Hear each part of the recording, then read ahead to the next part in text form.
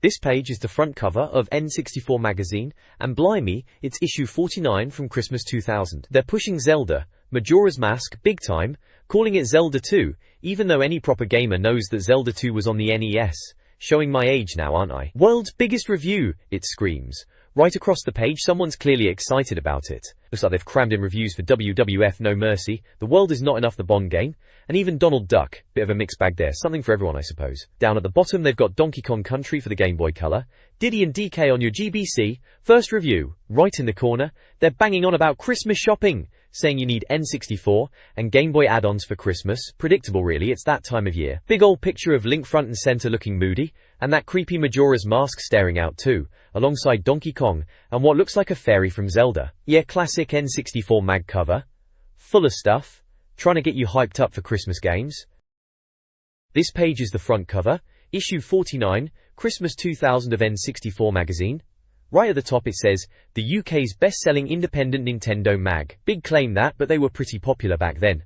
Welcome to N64 Magazine is splashed across the page in massive letters, can't miss that, can you? The main headline is, "'Tis the season to be jolly." Proper Christmas stuff.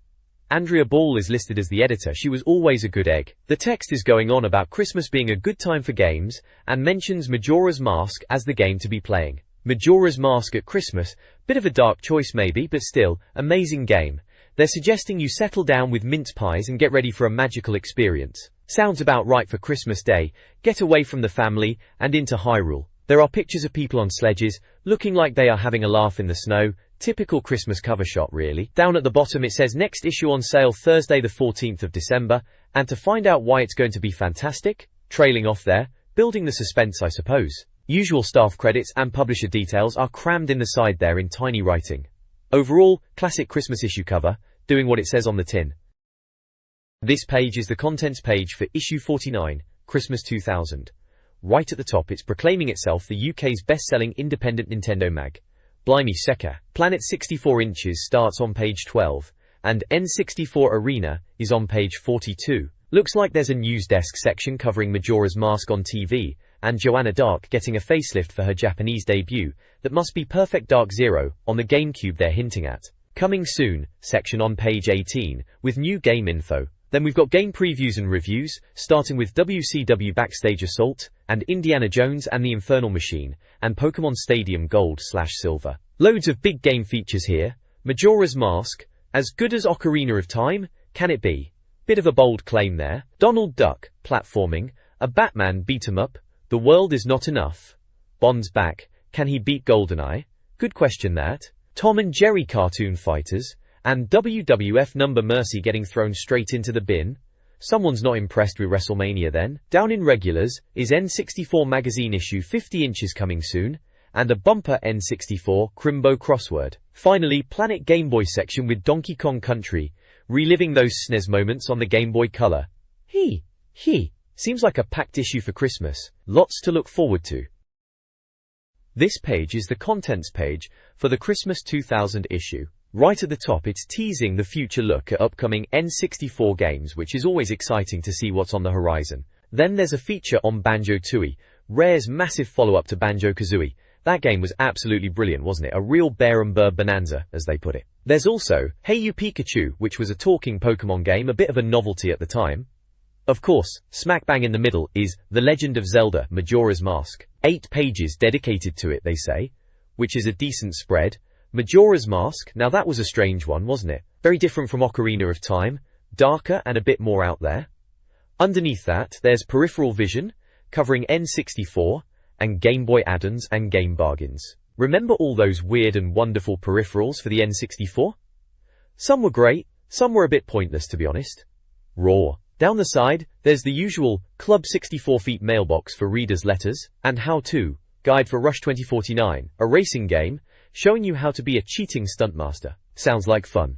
Tips Extra highlights the top 10 N64 games tipped to shreds, and Dr. Kit's Game Clinic deals with gaming sickness. Game On is about reader-devised gaming challenges, and I'm the Best is about high scores. Skill Club Millennium, which was their online gaming area, is mentioned, and the directory is a review index. Finally, back issues and subscriptions for grabbing old mags. Right at the bottom is Heartwarming Christmas Tales 2, which sounds like a bit of a laugh. super romantic Xmas tales. Probably not a gaming feature then, so a good overview of what to expect in this issue, some big hitters like Zelda and Banjo-Tooie, and the usual magazine sections. This page is all about Banjo-Tooie, blimey, can you believe it? Looking at some early shots of Kazooie's sequel, they're calling it a fab sequel, and giving it top marks, 6 out of 6, which is a bit keen, isn't it? We can see Gruntilda's back, even without a body apparently, and she's up to no good again with some computer contraption, trying to suck the life out of the Jinjo King. There's a look at the Isle of Hags, which they reckon is the central hub, and a glimpse of Witchy World with some fiery helter-skelter thing. Seems like we'll be doing the usual racing against Canary Mary again for extra bits and bobs, and flying a saucer to blast targets, which sounds a bit random. And then there's this Target-san character.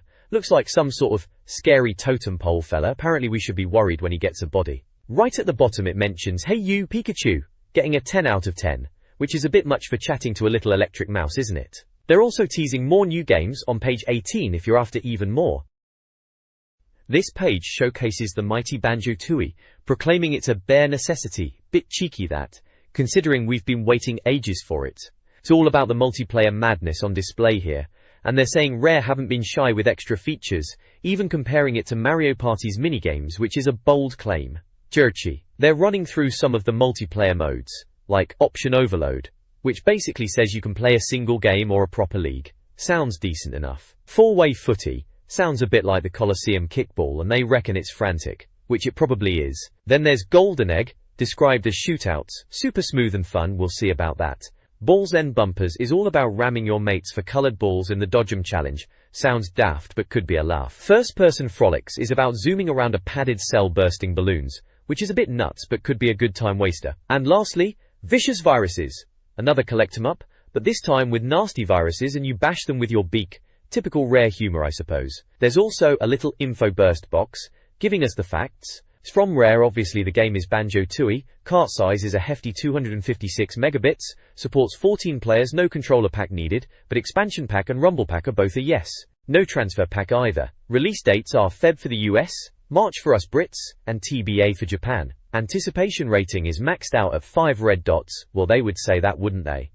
Or they're also pointing out Cheetos pages are back as a reward for skill, which is fair enough. And they're saying the mines area has plenty of surprises, and while there's loads of leaping, nothing is too hard.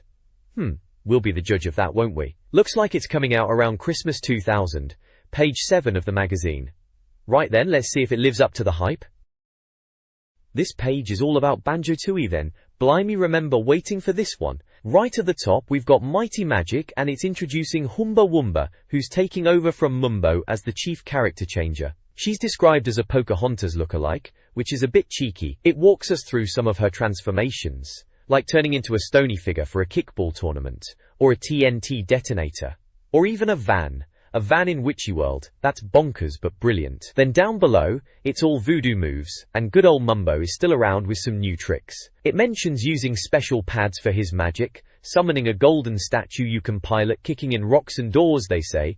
Typical Mumbo. He can also levitate boulders, classic stuff, and even lift a massive train in the mines to fight a boss inside its furnace.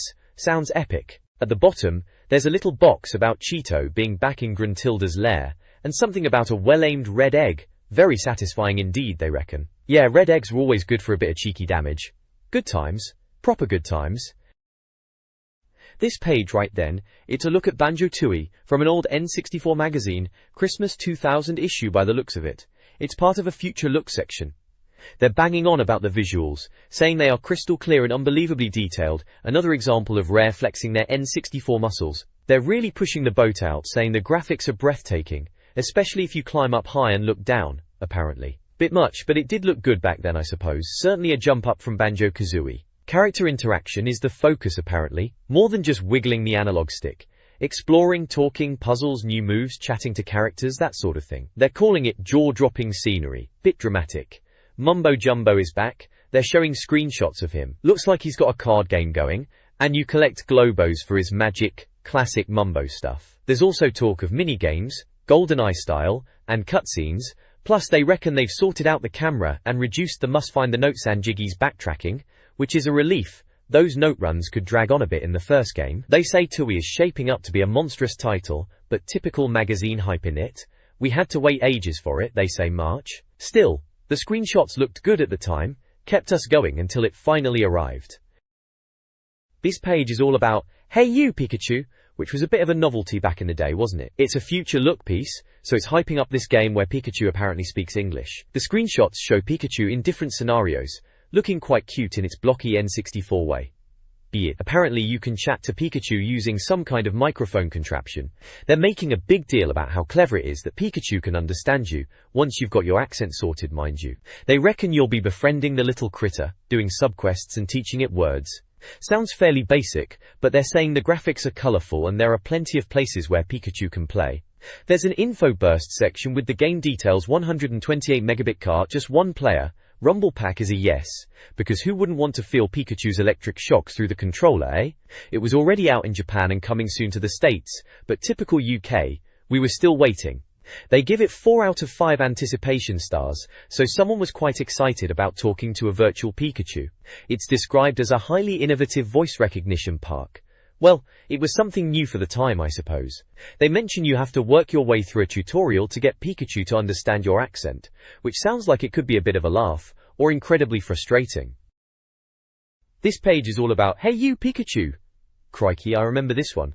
It was supposed to be some sort of virtual pet game, wasn't it? You know, talk to Pikachu and muck about. Looking at these screenshots, you've got Pikachu having dinner with Ash and that woman must be his mum. Baked beans and sausages, classic kid food, eh? Warrington Norcus. Then there's Pikachu gallivanting in the woods. Seems to spend a lot of time there. Oh look, he's found an onion. Right, collecting veggies for stew. That's the subquest they mention. Bit Zelda-esque, they say. Bit of fishing too, apparently. There's Pikachu doing some shenanigans at the beach, whatever that means, and having a kip in his bedroom which they reckon looks like it's from IKEA. Bit of a strange comparison, but alright. Wisity, then there's a shot of Pikachu doing his lightning attack, shaking trees to get food for Caterpies. Always helping out that Pikachu, what a good egg. Orange comparis. The reviewer says it's all very colourful and lovely, loads of places to explore. Bedroom, forest, beach, lake. Sounds like a typical kid-friendly game. They reckon it's unbelievably cute, especially the giggling, and reckons if you haven't got a pet, Pikachu might be your new best mate. Right then, to be continued in the next issue apparently when they'll have the American version. Sounds like they were hedging their bets a bit on this one. This page of Planet 64 News Desk is all about the marketing push for the new Zelda game, Majora's Mask. Nintendo were really going all out, it seems, chucking millions into this Zelda launch. They're talking about how Nintendo created these hoax websites, Z-Science and Radio Zelda, as part of the marketing, pretending the moon was going to crash into Earth. A bit dramatic, even for then, but it got people talking, I suppose. They mentioned Z-Science, which was meant to be this organization finding evidence of the moon coming down, and Radio Zelda, which was tracking the progress. Apparently this Bryce Wilson character was meant to be the one playing through Majora's Mask to save the world. A bit daft really, but I remember those websites. Kindorkus. It mentions the TV adverts for Majora's Mask are staying true to the game's dark tone, which is definitely right. That game was a bit depressing, wasn't it? They also list some web links. Z-Science, Radio Zelda, Hogarth's homepage of hidden history, the End Times, and Survive with Binky. Right at the bottom there's a little puzzle about Dr. Rigeshi and rearranging his surname. Bit of a laugh that. And yeah, there's a picture of a load of people in white robes, and a screenshot of the Radio Zelda website. So basically it's all about hyping up Majora's Mask in a pretty unusual way.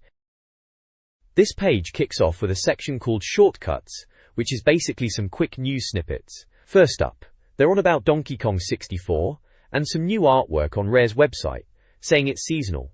Bit of monkey love for the festive period, eh? Then there's Japanese Joe, talking about Perfect Dark finally making its way to Japan. Apparently the Japanese weren't overly keen on the box art, reckon it looks like something from an obscure art house film. They mentioned Famitsu Magazine gave it a decent score but weren't too impressed with the visuals and controls, saying it was confusing. Seems first-person shooters weren't always a massive hit over there, mentioning Turok and GoldenEye struggling too. There's a picture of the Japanese Perfect Dark box. It is a bit different, I suppose. Cube Tales is all about the GameCube gossip. Nintendo is keeping shatum about it, but the rumor mill is in overdrive, suggesting a developer conference is on the cards soon. They reckon it'll be in late November to show off the new console's capabilities to developers. They mention a similar conference for the Game Boy Advance happened the year before. They also mention a potential price point for the GameCube around $149, which they think could translate to under £150 over here. There's a picture of the purple GameCube, looks quite funky, doesn't it? Lastly, there's a tips helpline ad. If you're stuck on any N64 game, you could ring them up for advice for a £50 a minute. Games listed include Zelda, Majora's Mask, Perfect Dark, Pokémon Snap, Mario Party 2, San Francisco Rush 2049, Turok 3, Zelda, Ocarina of Time, Donkey Kong 64, Pokémon Stadium and loads more. Open from 8 AM to 11 PM, 7 days a week. Bit cheeky charging for tips, but hey, it was a different time. This page showcasing new goods is a look at some of the latest pocket-sized gadgets and trading card games hitting the shelves.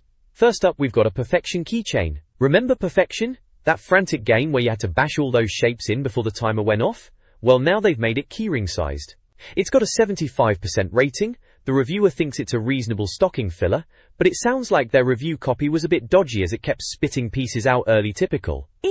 Then there's a Robot Wars Battling Robots game, which is based on the brilliant BBC Two show.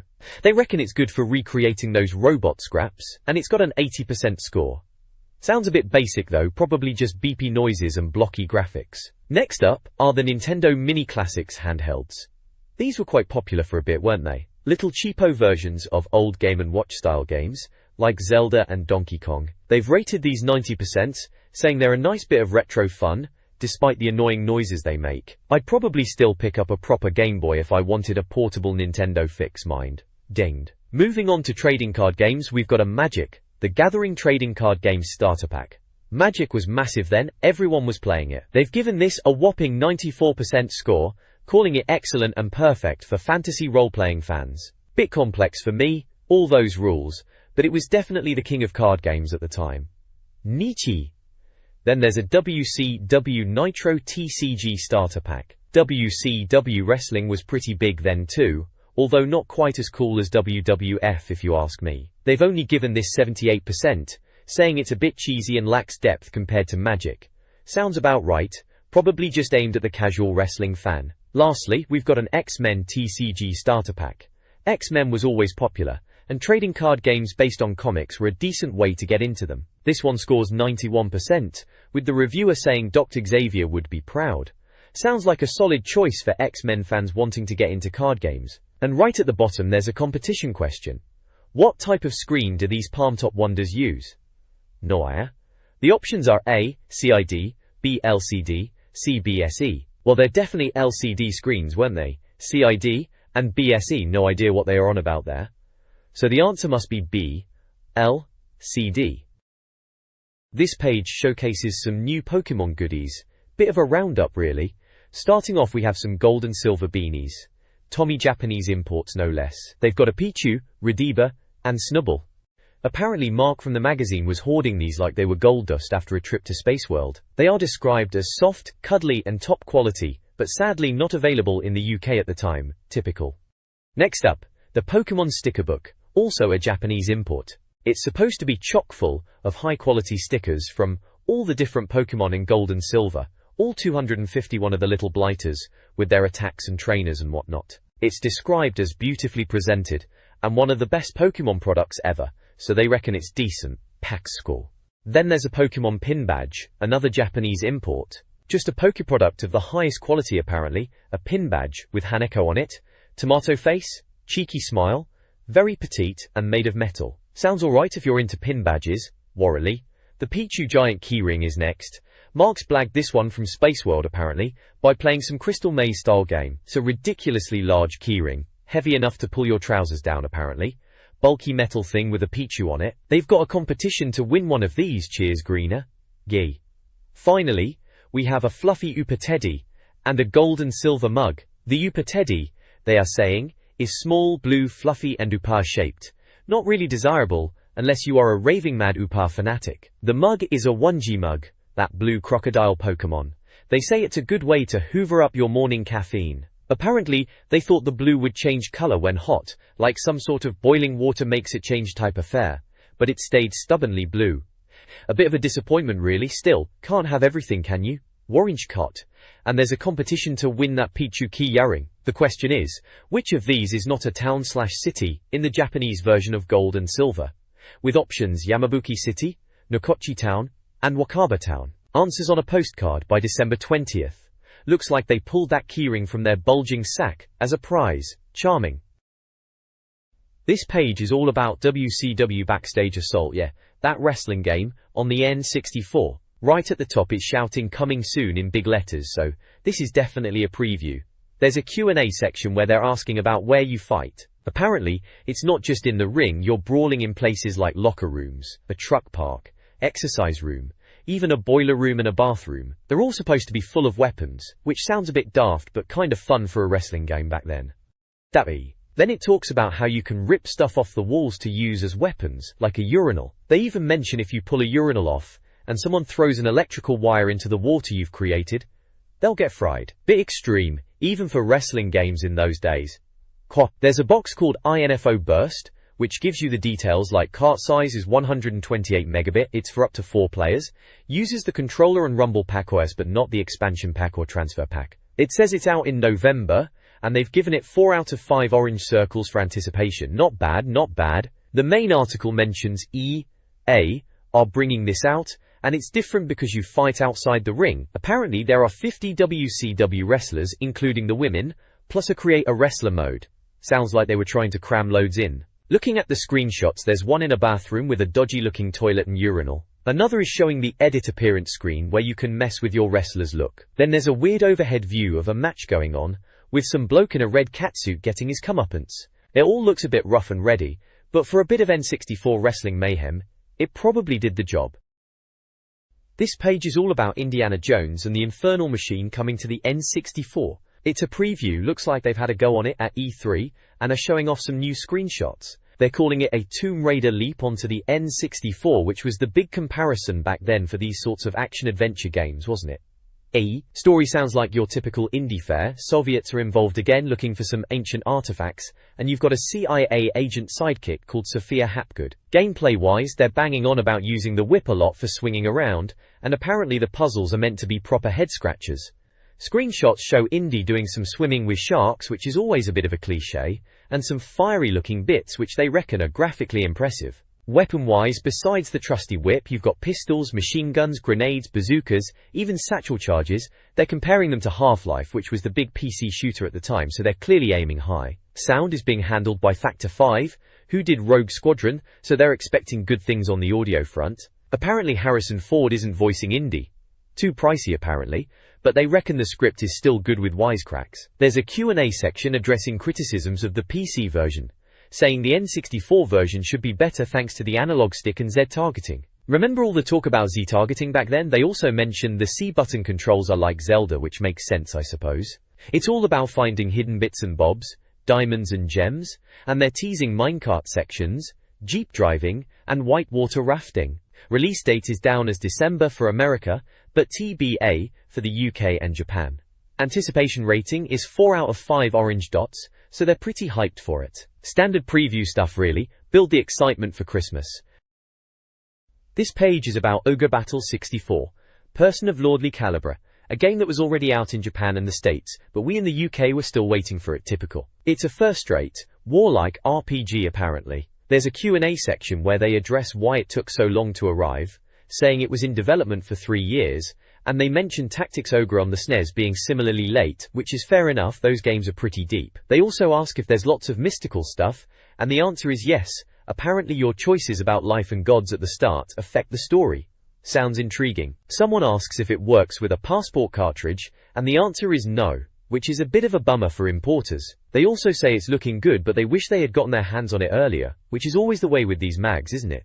Damn near. The InfoBurst section confirms it's from Atlas, a 320 megabit cart, 1 player, controller pack compatible, but no expansion, rumble or transfer packs needed. It's already out in the US and Japan but TBA for the UK, and they've given it a full 5 red dots for anticipation, so they're clearly pretty keen on it.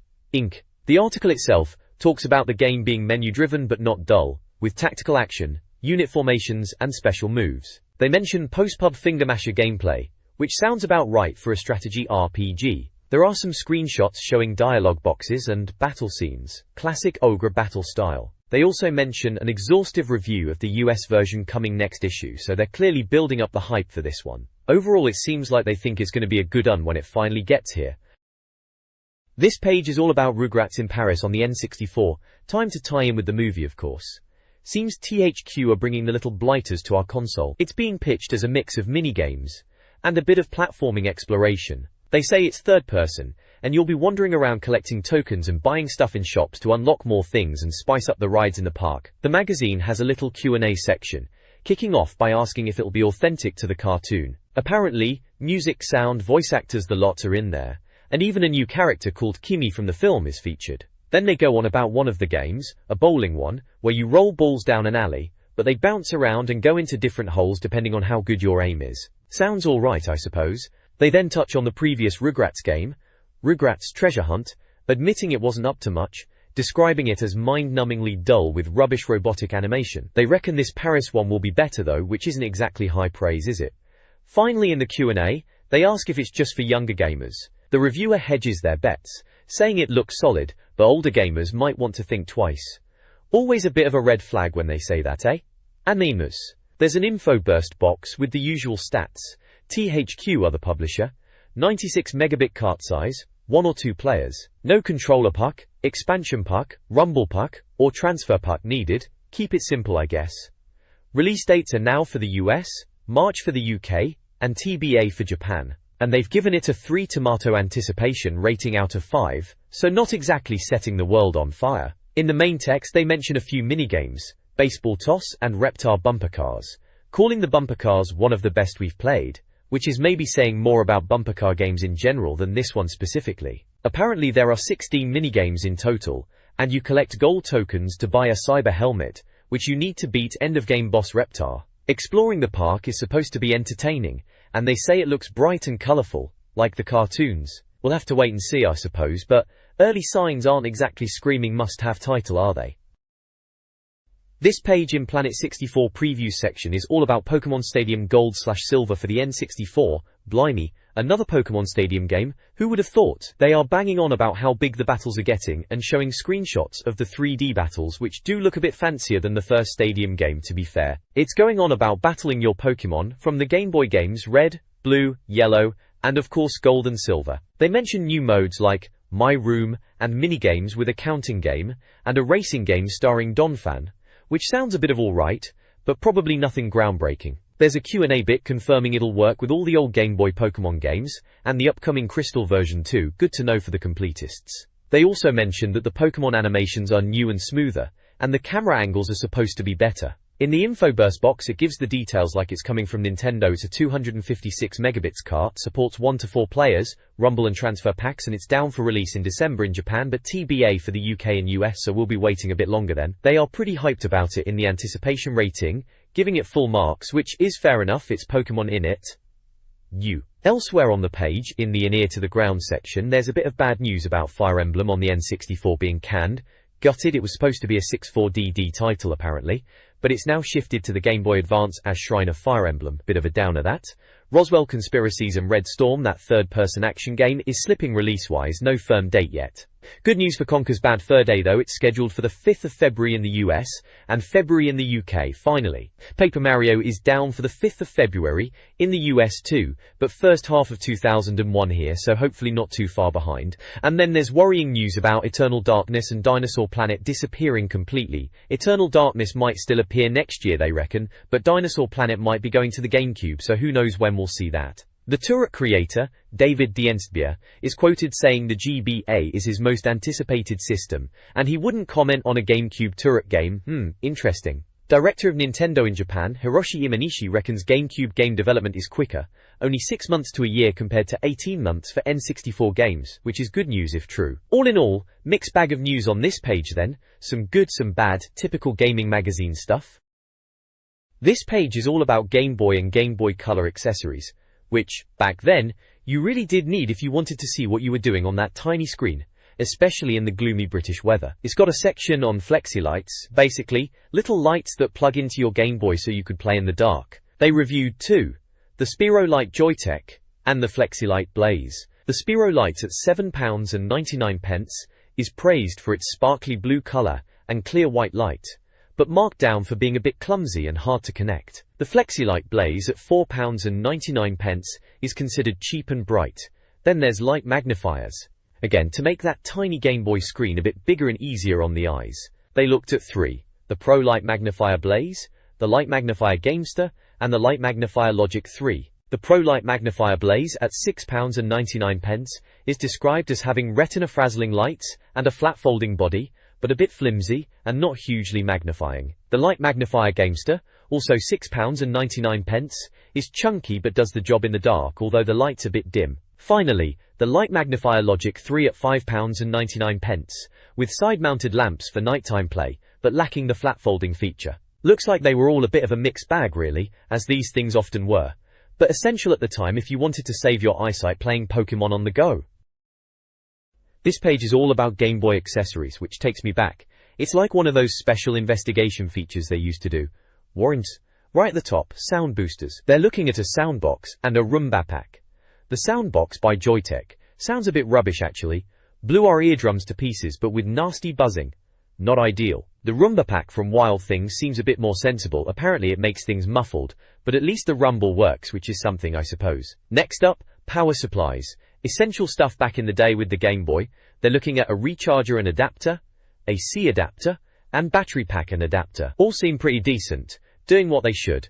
The recharger and adapter can be charged 500 times. That's not bad going. A C adapter is just a standard plug, works fine. And the battery pack and adapter lets you charge while playing, which is handy if you were going on a long car journey or something. Kits section now. Various packs for your Game Boy. Gamer pack from Mad Cats. Sounds like the top of the line one, got everything including a printer link cable and magnifier. Travel kit and action pack also seem pretty comprehensive. Lots of bits and bobs. Then there's the utility pack, sounds like a bit less frills, and finally, essentials, which is a bit of a naff orange and gold color carry case. They didn't seem too keen on that one. Carry case is next, and there's a fair few. Pokemon carrying case, of course there is. Gotta catch 'em all, emblazoned on it. They reckon the embroidery is a bit fuzzy, and the strap is a bit naff. But overall, if you can't live without your Game Boy, it's your man. Okay then, travel case is smaller, a black version of the Pokemon one. Then just a plain carrying case, basic storage. Pokemon pouch is just for the Game Boy itself, not much room for games. Wallet, carry pouch and organizer are more variations on the theme, different sizes and features. The carry pouch in real leather. Is real leather humane, they ask. A bit dramatic. Link cables. Can't forget those for multiplayer. Game Boy link cable from Wild Things, standard stuff. Link lead from Gamester, a bit prettier. And link cable from Logic 3, visibly nastier, charming. Also, game case. Just plastic cartridge cases. Overpriced but we can't resist them, they say. Yeah, that sounds about right for cheap plastic tap back then.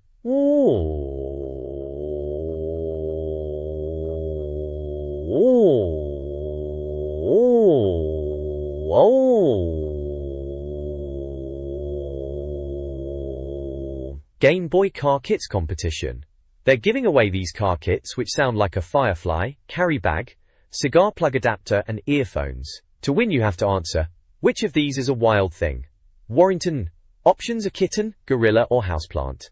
Bit of a silly question, but hey, free stuff. Closing date is December 20th, so Christmas time this mag was out. And you have to send your answer to some address in Bath. Good luck to anyone who entered back in 2000. This page is all about N64 peripherals, which is pretty standard stuff back then. We're looking at joypads, rumble packs, and steering wheels. First up, joypads. There's the Mirage Pad Wild Things for £17.99. They reckon the Z button is alright and it's comfy for your thumb. But typical third-party pad, the stick came unstuck within 5 minutes of use, revealing it's just a copy of the Nintendo pad stick. Hardly surprising. They also moan about the L and R buttons, and say the A and B buttons are too high. Overall they call it the ugliest thing we've ever seen, but not that bad, giving it 2 out of 5 stars. Ouch. Then we've got rumble packs. The Shockwave Dattle at £24.99 is a combined rumble and 1 MB controller pack, which is a nice idea, no more swapping. Apparently it doesn't need batteries either, which is a plus. They say it rumbles with any game but not very well in non-rumble pack games, just jiggling with sound effects which sounds a bit pants. Still, they say it's good stuff, but the price will have you in tears, and give it 3 stars. Next, the Jolt Pack Joytech and Vibration Memory Pack Logic 3 inches for £6.99. Both are identical and combine rumble and memory. They say you need fiddly AAA batteries, and there's bank switching for memory, which is a pain. Variable rumbling too, apparently. They call it rubbish overall, and say it suffers against the shockwave but at least it's cheap. giving it 2 stars. Lastly, in the Rumble Packs section we have the Vibra Pack with 1 megabit memory Wild Things at £9.99. No batteries needed, and it's got 1 megabyte of memory. They say it's attractive with a transparent case and LEDs. But it's got the same bank switching memory as the Jolt Pack, and the Rumble is more of a weak shiver. Fiddly switches on the 1 megabit version don't help. Overall, attractive, but bank switching is just so passé, with a 3-star rating. Bah. Moving on to steering wheels. There's the Top Drive Plus Logic 3 at £49.99. They say it's lighter than the Gamster wheel and pleasant to use for precision steering, good for high speeds. But, designed for PlayStation use, the buttons aren't labelled, and the C buttons are scattered around the shop. Bit of an exaggeration there, I think they mean scattered around the wheel. They also say the pedals are flimsy. Overall, purists might scoff, but the Top Drive Plus makes driving a pleasure, giving it 3 stars. Finally, the Gamester Wheel Gamster, also at £49.99. A pleasingly weighty wheel, coloured buttons, rumble function, but, even with the add-on table clamps, it's really hard work turning this wheel, making it horribly tricky to steer. Pedal and button functions are fiddly too. Overall, not bad, but you'll be sweating buckets in an effort to take tight corners. 2 stars for that one. EA. So, a mixed bag of peripherals then. Nothing really setting the world on fire from the sounds of it, typical for third-party add-ons back in the day. This page is all about N64 accessories. First up, we have a look at a couple of third-party controllers, the GameStar Basic and the Logic 3Feet64 controllers. The GameStar Basic seems cheap as chips at £14.99, but the reviewer reckons the analog stick is a bit dodgy and the start button is in a weird place thanks to their logo being plonked there. They even mention some slow button nonsense, which sounds like a gimmick that doesn't really work. The Logic 3 controller isn't much better apparently, also £12.99, with a sticky analog stick, and the start button is also in a daft spot. They moan about the D-pad too. Overall, both seem like budget options that are probably best avoided if you can afford the real deal official controller. Then there's a section on cheap cartridges. The Explorer 64 from Blaze is the more expensive option at £34.99, but it sounds like the better one, as it gets updated more often and works with more games. Pulling codes from a website or phone line. The Daytel Equalizer is cheaper at £24.99, but sounds a bit old hat, and they reckon you'll need to wait for updates for newer games. Both let you fiddle with game memory and peek at game visuals, which was always fun for a laugh back in the day. The Explorer seems like the one to get if you really want a cheat cart, assuming you've got the extra cash. Next up, memory packs. The Logic 3 memory card is a basic, old-fashioned affair for £5.99, with a single button to switch between memory banks, no fancy displays or anything. The Joytech Memory Card Plus, also £5.99, seems slightly better as it uses a replaceable battery, which is always handy. Neither sound particularly exciting. Memory packs were never the most thrilling bit of kit, were they? Finally, there's a little competition to win a Top Drive Plus wheel from Logic 3. Apparently, they made a few too many for Christmas. The question is about what the wheels on the bus do fall off, go round and round, or burst. Answers to be sent to N64 Magazine in Bath by December 20th. Good luck to anyone entering that, maybe someone actually won one of those things. This page is a cracking N64 buyer's guide, right? Takes me back. It's all about where to snag the best deals on N64 games from Virgin Megastores, Computer Exchange CEX as we call it, and HMV. Virgin Megastore's best bargain is Top Gear Rally 2 for $14.99. Fair enough. They're also pushing Jet Force Gemini, a proper rare classic, as part of a 2 for £40 deal, along with Ridge Racer 64 and F-Zero X for $9.99. The verdict says they aren't as bargain-tastic as some other places, but still worth a look, giving them a 3 out of 5 bargain rating. A bit stingy if you ask me. Virgin weren't exactly known for bargains, were they? Next up, Computer Exchange. Their best bargain is the new Tetris for a £5. £5, can't go wrong. They also mention Hydro Thunder for 15, and Yoshi's Story, another £5, but it's the Japanese version so you'll need a converter. Bit of a faff, that. Verdict reckons CEX is top-notch for PAL and import games, and the staff know their stuff. Full marks, 5 out of 5 bargain rating for CEX. Spot on, really. Finally, HMV. Their best bargain is Verm's Armageddon for $9.99, which is apparently 75% off. Decent. They've also got Turok, Rage Wars for the same price, Quake 2 for $19.99, and Lode Runner 64, which they say is underrated. also for $9.99. Verdict is that HMV's sale has loads of bargains but stock is limited, giving them a 4 out of 5.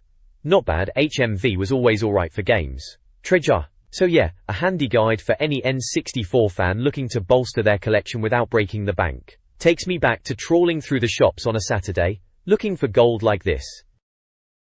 This page showcases the best N64 game bargains you could find in the shops back in Christmas 2000. It's like a treasure map for your wallet, remember those days? Foray. First up is Electronics Boutique. They reckon their pre-owned section is where it's at for cheap games. They're banging on about Shadowman being a steal at £24.99, saying it's got loads of moody voodoo gameplay.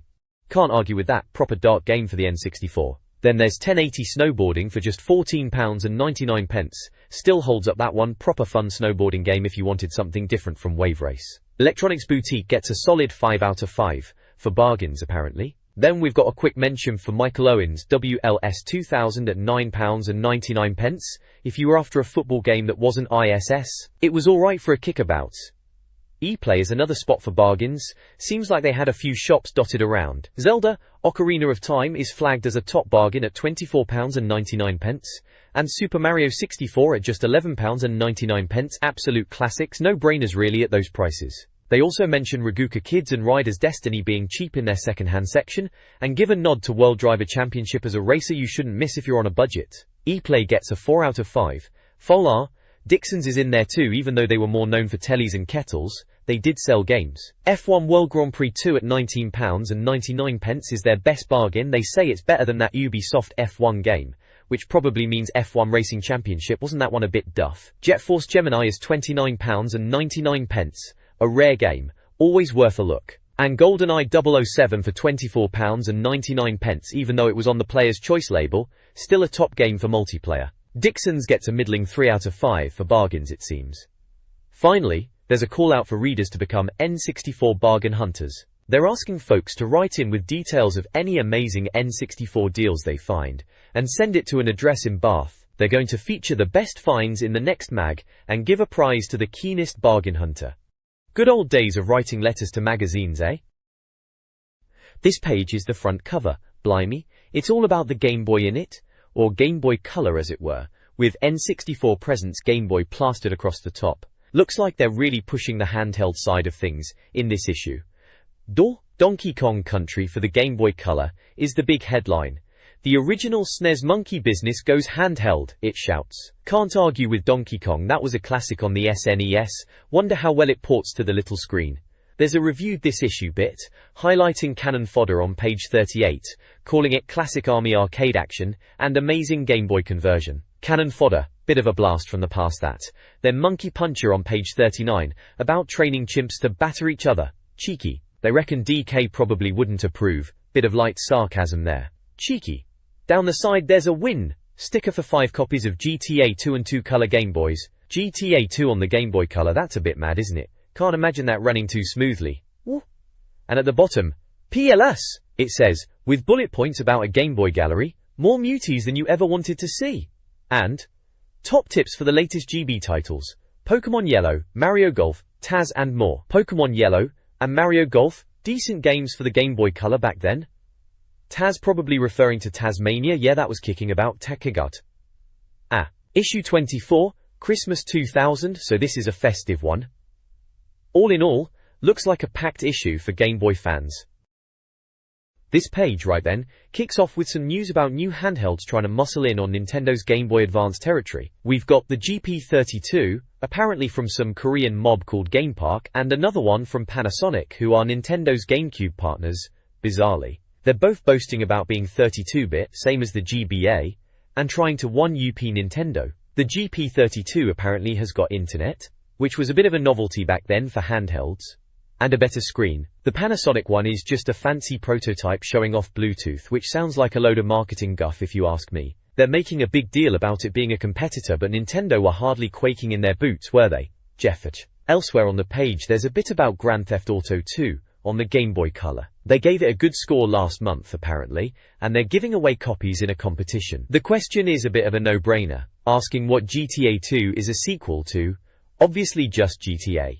Bit of a simple one to get people to send in postcards I suppose. Then there's the usual Planet Game Boy bit with the editor Martin Kitts, chatting about imported games, mentioning Mario Tennis and Pokemon Gold and Silver, which were the big hitters at the time. He also talks about Kirby's Tilt and Tumble, the one you waggled about to control. Remember that madness? And he's on about Cannon Fodder and Balloon Kid getting color updates. Plus, Donkey Kong on the Game Boy Color is mentioned. Apparently Rare did a good job converting the SNES Classic. Good times. This page is all about the handheld games coming out, not the N64 this time, bit of a change of pace. First up is Pokemon Gold and Silver for the Game Boy. Seems like they're still milking that cash cow, but to be fair, we were all gobbling it up back then. They're banging on about new Pokemon like Pichu and Igglybuff. Creatures nobody really remembers much these days, do they? Apparently, there's a load more monsters to collect, taking the total to over 250, and now they even have genders and can breed. Blimey, it's getting complicated for a kid's game. They're saying your old Pokemon collection can be brought over from red, blue and yellow, which is handy, assuming anyone still had those kicking about. Sounds like they've tried to make it a bit more involved with time-based events and that, so you have to actually set the clock on the cart. Apparently this is coming out around Easter time, so not too long to wait. Warrington nah. Then there's a bit about Mario Tennis GB. This is the Game Boy Color version of the N64 Mario Tennis, clever eh? They're saying it's a must-have import game at the moment, hot off the production line in Japan. It links up with the N64 version apparently, to unlock extra characters, which is a bit of a pain if you've already got the N64 game and want everything. Standard stuff with tournaments and doubles, but it's in Japanese, so they're saying there's a bit of text to wade through, especially the tennis dictionary, good grief. Apparently, the UK and US versions of the N64 game aren't compatible with this Japanese Game Boy One, typical. They reckon Mario Tennis will be out in the States early next year and over here in February. Looks alright from the screenshots, like a mini version of the N64 game, with ring shot modes and that, you know the drill. This page is a review for Donkey Kong Country on the Game Boy Color. Right at the top, it lays out their scoring system. 5 stars is top notch, a must buy, right down to 1 star, which is basically avoid at all costs. Looks like they've given Donkey Kong Country a solid 4 stars, so well worth a look. The review talks about it being a platform game, obviously, and highlights the feature of switching between Donkey and Diddy Kong. Apparently you lose one of your monkeys if they get hit too much, but you can find K-barrels to bring them back. They're calling it a simplified version of the SNES Classic for the Game Boy, made by Rare, the kings of the jungle platformer back then. Warrington. There's a section called More Than One Way to Skin a Banana, which is a bit of a weird title, but it's about the different gameplay mechanics. They've got numbered boxes showing things like transforming into Rhino using Rhino icons, using an ostrich called Espresso to get extra lives, and minecart sections which are always a bit frantic in a Donkey Kong game, and of course vine swinging, which is classic Donkey Kong. It sounds like they reckon there's plenty of variety in this little Game Boy version. This page is a review for Donkey Kong Country on the Game Boy Color, and blimey, they've given it full marks, a 5 out of 5. It's called Country in big letters, no messing about.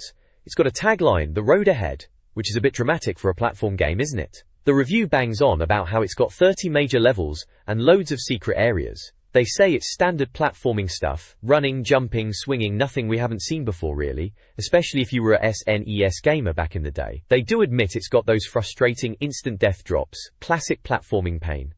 But they reckon it's got bangin' important bits like secret areas and pickups. Their main gripe is the hard bits at the end of levels, past the checkpoints, cheeky sods. They mention a fishing subgame to chill out when it gets too much, which fair enough, might be a nice break. Apparently you can replay old levels to find more secrets, which is good for completionists. Levels are themed and held on a map screen. First theme is jungle apparently, groundbreaking stuff. And there's a boss at the end of each set of themed levels, with the first one being easy enough to defeat with 4 head jumps, leaving a giant banana, naturally. There's a sub-game section which is about the underwater bits. They say Donkey Kong Country isn't just land-based and you can swim, although it's a bit ungainly. Apparently the chimps are pretty ungainly underwater. Who'd have thought? You need to find a transformation point to turn into Onguard the swordfish, who's handy for dealing with foes. They also mention multiplayer for battling mates on 2-player levels, and sticker shenanigans with the Game Boy printer, for those who were into that sort of thing. They reckon it's ideal as an introduction to platforming on the Game Boy Color, and nostalgic for those who played the original. So yeah, sounds like they liked it, 5 out of 5, can't argue with that, solid platforming on the go.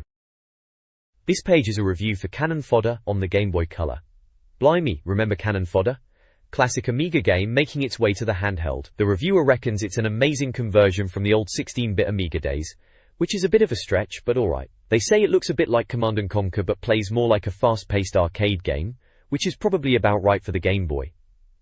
Apparently you control 2 soldiers at a time, going on missions in different environments, Arctic, desert, jungle, the whole shebang, all to wipe out the enemy. Sounds like a laugh. They go on about how easy it is to play, just click, and your blokes scurry about shooting. And if they snuff it, they get replaced by new recruits, but they have names and stats, so you're meant to care about them, which is a nice touch. Visually, they're saying it's spot on, smooth and colourful, and the best looking thing until the Game Boy Advance comes along. Bit strong maybe, but fair enough. Sounds like it's got loads of levels, over 70, including some new ones just for the Game Boy. They're giving it a solid 5 out of 5 stars, calling it essential for any self-respecting Game Boy owner. Alright, calm down reviewer, it's just cannon fodder on a handheld. Still, for 25 quid on cart, link up and coming out November 24th, it might be worth a punt if you're into that sort of thing. They even mention tactics, and warn you about not shooting friendly natives, which is poetically correct of them for back then I suppose. Good times.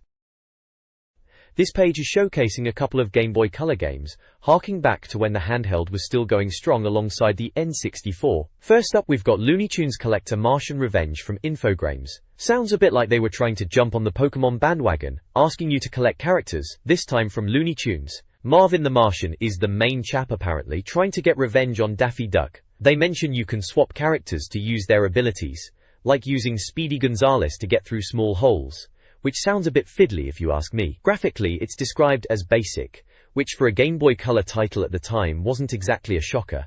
They've given it a middle-of-the-road 3 stars, suggesting it's decent enough for younger gamers and Looney Tunes fans, but nothing particularly special for us older lot. Then we have Monkey Puncher from EON Digital Entertainment. This one sounds a bit bonkers, training fighting monkeys. Again, another title trying to ride the Pokemon wave, they even mention it in the review. Apparently you train monkeys with sit-ups and running to take on a Grand Prix tournament. You can't even control the monkeys when they're fighting, you just sit back and hope for the best.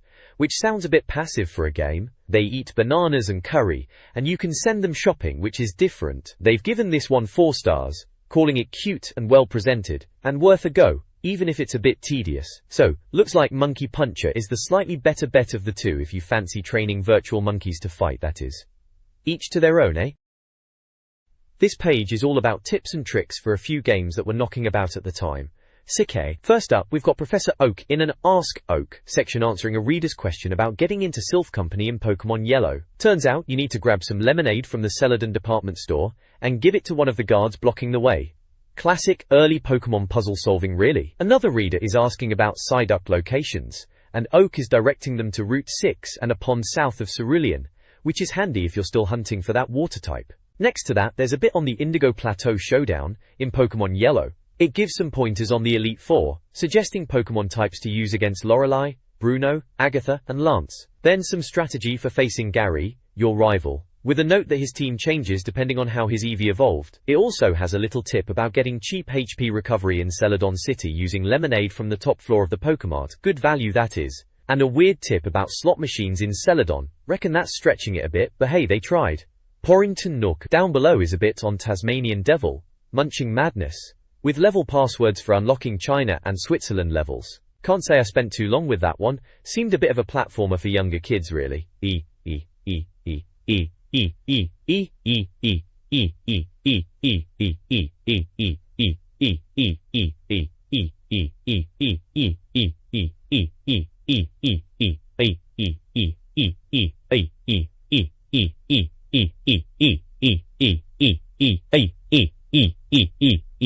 Characters. Grace, Tiny and Genius are mentioned. As club champions you gotta beat to play as them. And to unlock Wario, Mario's nemesis, you need to win all the club tournaments and beat the club masters. Mario Golf was a decent sports game on the 64, simple to pick up and play but had some depth if you wanted to get into it.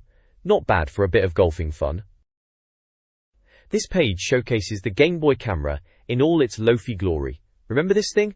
It was a bit of a laugh at the time, wasn't it? People are sending in all sorts of weird and wonderful pictures they've taken with it.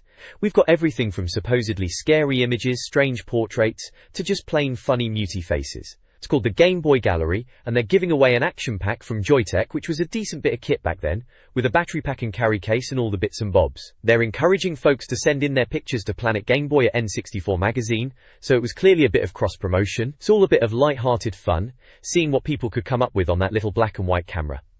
Looking back, it's quite quaint, really.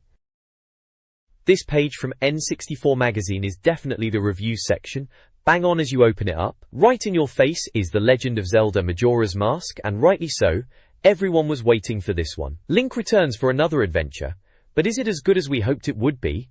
Sums it up perfectly really. Massive shoes to fill after Ocarina of Time, wasn't it? Below that we have Donald Duck Quack Attack. Ubisoft were doing a fair few Disney games back then. Platformer this time, they're asking will we go quackers over it? Bit cheeky, we'll see. Next up is Batman of the Future. Now superhero games on the N64 were a mixed bag to be fair. Does superhero mean super game? Here's where we reveal all. Standard review spiel. Then you've got The World Is Not Enough, James Bond. Naturally after GoldenEye they were trying to capture that lightning in a bottle again. Bond's back! After the success of GoldenEye, will Eurocom's effort leave us shaken? Or stirred? Very James Bond pun there. Tom and Jerry Fists of Fury, another Ubisoft title, cartoon fighting game. Will Ubisoft knock us out with animal scrapping, cartoon style? Sounds a bit basic, but could be alright for a bit of fun. Lastly, WWF No Mercy. Wrestling games always shifted units on the N64. Find out if THQ's new wrestler is good enough to win the gaming belt. Pretty standard page of reviews for the time, with Zelda obviously being the headliner. This page is all about how N64 Magazine reviews games, bit of behind the scenes stuff. They've got a section called How It Works, explaining their reviewing process. It's split into Essential Information and If You're in a Hurry. Essential Information seems to be the in-depth review stuff, with boxes for info burst, pluses and minuses, and if you like this, the info burst is for a game called Metroid 64 inches. Never heard of that one actually come out. Maybe it was a placeholder or something. It lists the game's details like it's from Nintendo, 256 megabit cart, 14 players, needs a controller pack, no rumble or expansion pack support, and was due out in April in the US, May in the UK and November in Japan, costing £40. Bit optimistic on the release dates maybe. Cork. Then there's pluses and minuses, which is self-explanatory, good and bad points broken down. If you like this, suggest similar games. In this case, if you liked GoldenEye you might like Turok 2 or Quake 2. Standard fare for the time. Those were the big shooters then. Ishame. Next, they break down the review scores into categories. Visuals, sounds, mastery, lifespan, and verdict. Visuals is about graphics power. Sounds is sound effects and music. Mastery is how well the game uses the N64 hardware. Lifespan is how long it lasts. And verdict is the overall opinion and score. They give an example review score for Mickey Mouse 64 inches. Another one I don't recall. Could be making these up. Which got a 9 for visuals, 8 for sounds and mastery, 7 for lifespan, and an overall 96%. Blimey, that's high praise for Mickey Mouse. Prenol. Below that is how N64 scores a game, explaining their percentage system. 85% and above is star game quality, meaning you need to play it right through. 8,470% is still good, perfect and well worth adding to your collection. 6,950% is playable, but not special. 4,920% means lazily programmed or rushed, avoid it. 190% is disaster zone, absolute rubbish basically. They don't mince words, do they? Finally, at the bottom, there's Team 64 inches in masks, as you do. Andrea Ball is wearing a Great Fairies mask, Justin Webb a cow mask, Mark Green the circus mask, Dark Mark the captain's hat, Martin Kitts the Bremen mask, Paul Edwards the cafe's mask, Alan Madrell a stone mask, Steve Jalim a bunny hood, and Geraint Evans a Keaton mask. Each has a little caption about their mask, and a game of the month. Most have Majora's Mask as game of the month, unsurprisingly as it was a big title at the time. Dark Mark picked Tom and Jerry, Paul Edwards went for Twine, maybe meant The World Is Not Enough. Alan Madrell picked Batman, presumably Batman Beyond, Return of the Joker, and Geraint Evans went for WF Number Mercy. Bit of variety there, beyond Zelda. All in all, just explaining how they do reviews, and showing off the team in masks, typical magazine stuff from back then.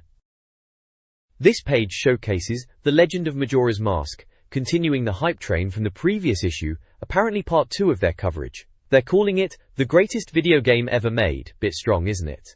Still, Majora's Mask was a big deal back then, straight after Ocarina of Time. There's a previously an N64 bit at the top, mentioning the Japanese version was reviewed way back in issue 43. They're reminding you what they said before, which is fair enough. Then we've got some little screenshots dotted about with captions. One shows Link using a mask to go invisible. Handy, they say. Another is about tunnels that are like Zelda. Apparently that's the beauty of Zelda. Righto. They're showing off rolling on thin platforms too, saying it's so much fun even if you shouldn't. There's a picture of some monster that hates light, and you smashed his window blinds. Classic Zelda puzzle stuff. Down below they're on about Bombchus not liking company, and Zora Link using an axe. What a man, bit much. There's a funny picture of an NPC, saying you don't have enough rupees, always the way, isn't it? Apparently, Hyrule's residents haven't gotten any prettier in the last couple of years. Cheeky. And diving from high up is a breathtaking experience. Well, it is in the game, you do plummet a fair way. So yeah, it's all Majora's Mask, pushing it hard as the must-have game, which it kind of was. Issue 49 they're saying, page 44, and it's the N64 Arena section. Standard magazine fare really, building up excitement for the big releases. This page is all about the much-anticipated Zelda, Majora's Mask, right in time for Christmas in the year 2000. They're calling it Around the Clock, and breaking down the time mechanic, which was a bit of a head-scratcher back then, wasn't it? Turns out you've only got 3 in-game days, about half an hour in real time, before that ruddy moon crashes down. The page goes through the basics. Wake Up is about starting on the first day with 72 hours before the moon hits Clocktown. And apparently the townsfolk are too busy with their carnival to even notice the impending doom. Typical. Play Up reminds you about the Song of Time, which sends you back to day 1, handy for avoiding the moon wiping you out, and thankfully you keep your important items, so that's a relief. Open Up mentions using a new item to get to areas outside Clocktown, with Tattle, that fairy, giving you hints if you're lost, which, let's be honest, happened quite a bit in Zelda games. Pick Up is about how each new map section has dungeons, side quests and minigames, and promises new masks, songs and bits of kit if you put the graft in. There's an info burst box, with all the techie bits. It's on a 256 megabit cart, 1 player only, obviously, controller pack is a no-no, cartridge save is yes, password save is a big cross, expansion pack is needed, and rumble pack is a maybe. Ah, the joys of N64 peripherals. Transfer pack is also a no. Release dates are now, for the US and Japan, and November 17th, for us here in the UK. Cost? £45, blimey, games were pricey back then. The writing talks about how Majora's Mask was done in 18 months, quicker than Ocarina of Time, which was a relief after waiting so long for that one. They're saying it's natural to be a bit worried it won't live up to Ocarina, but it's supposedly nothing of the sort, which is good to hear. They reckon if last Christmas was a bit empty without Link, this will sort you right out for a very Merry Christmas.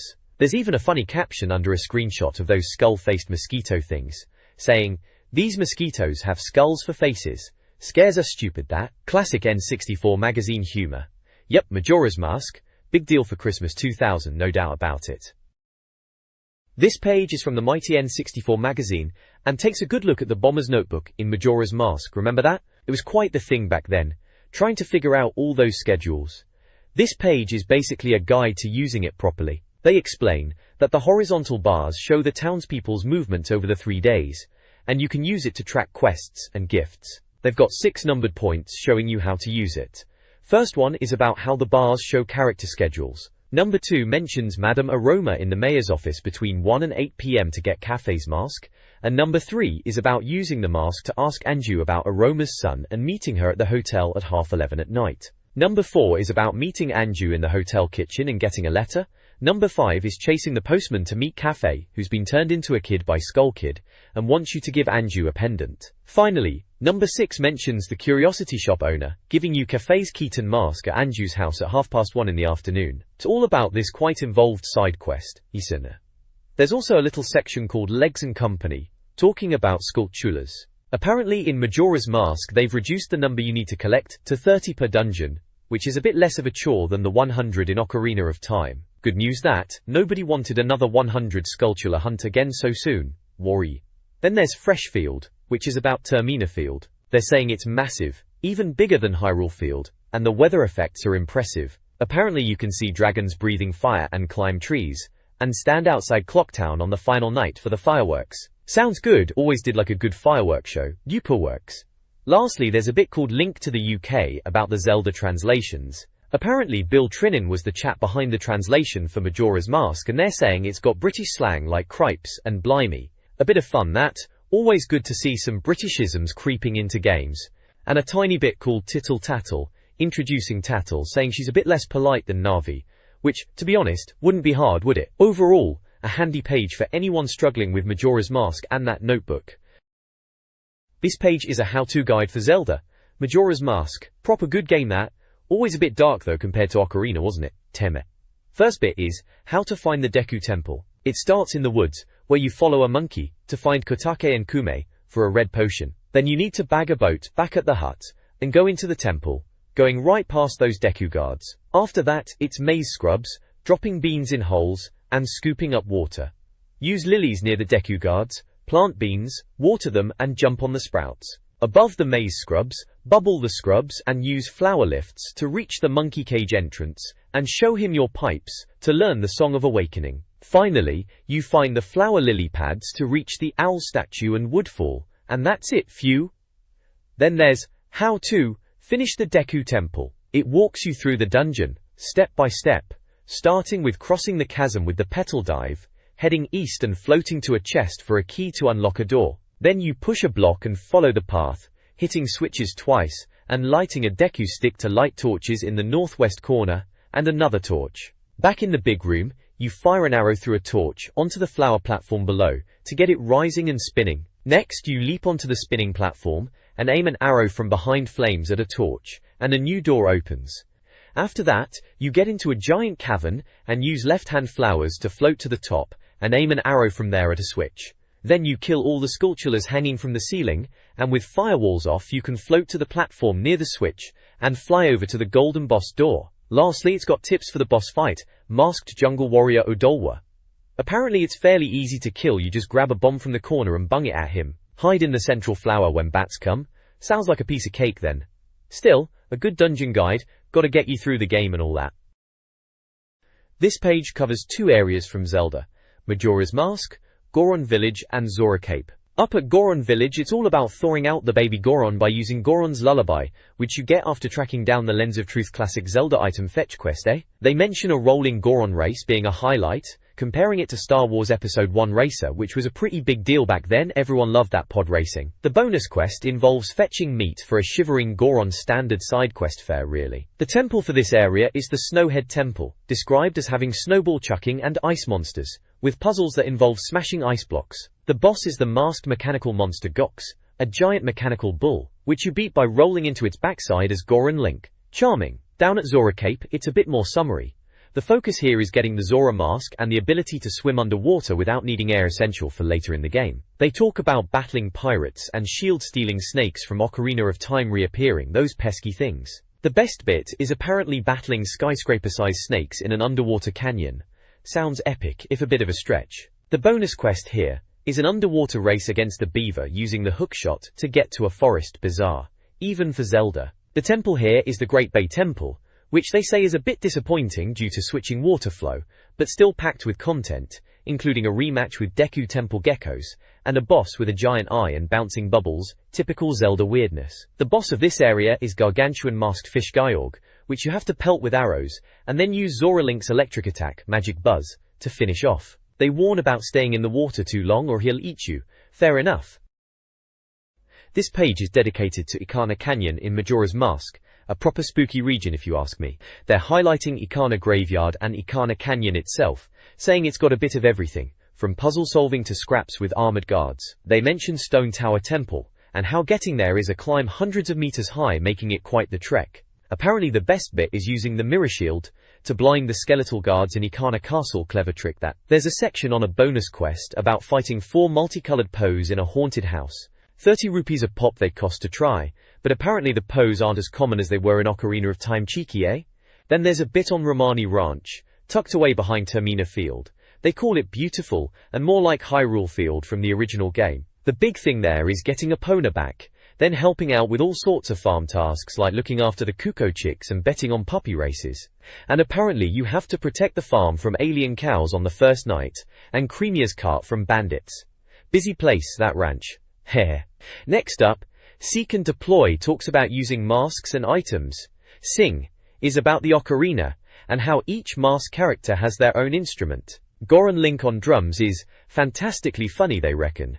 Slice is on the basic sword, suggesting you upgrade it to the gilded sword at the smithy in Goron Village. Shoot covers arrows, particularly ice arrows, which can make platforms on water or freeze enemies solid, useful for pushing or climbing. Finally, they've got a bosses section, giant masked insect twin mold, calling them oversized sand snakes. Giant's mask is the key to smack them about, apparently. And there's a note saying, Majora's Mask dogs look like Monopoly mutts. Bit of a random observation there. This page is all about Majora's Mask, and it's got a section called Need You Mask. They're highlighting some of the masks you can get in the game, which, if you remember, was absolutely chock full of them, wasn't it? First up is the It's a Hoot bit, talking about the owl mask, and how saving worked in the original Japanese version. Apparently you could only save by warping back to the first day, which sounds a bit harsh, even for Nintendo. Thankfully, in our version, and the US one, you can use the owl statues to save anywhere, which is a much more sensible idea, avoids having to do a whole dungeon in one sitting. Then they go into a few specific masks.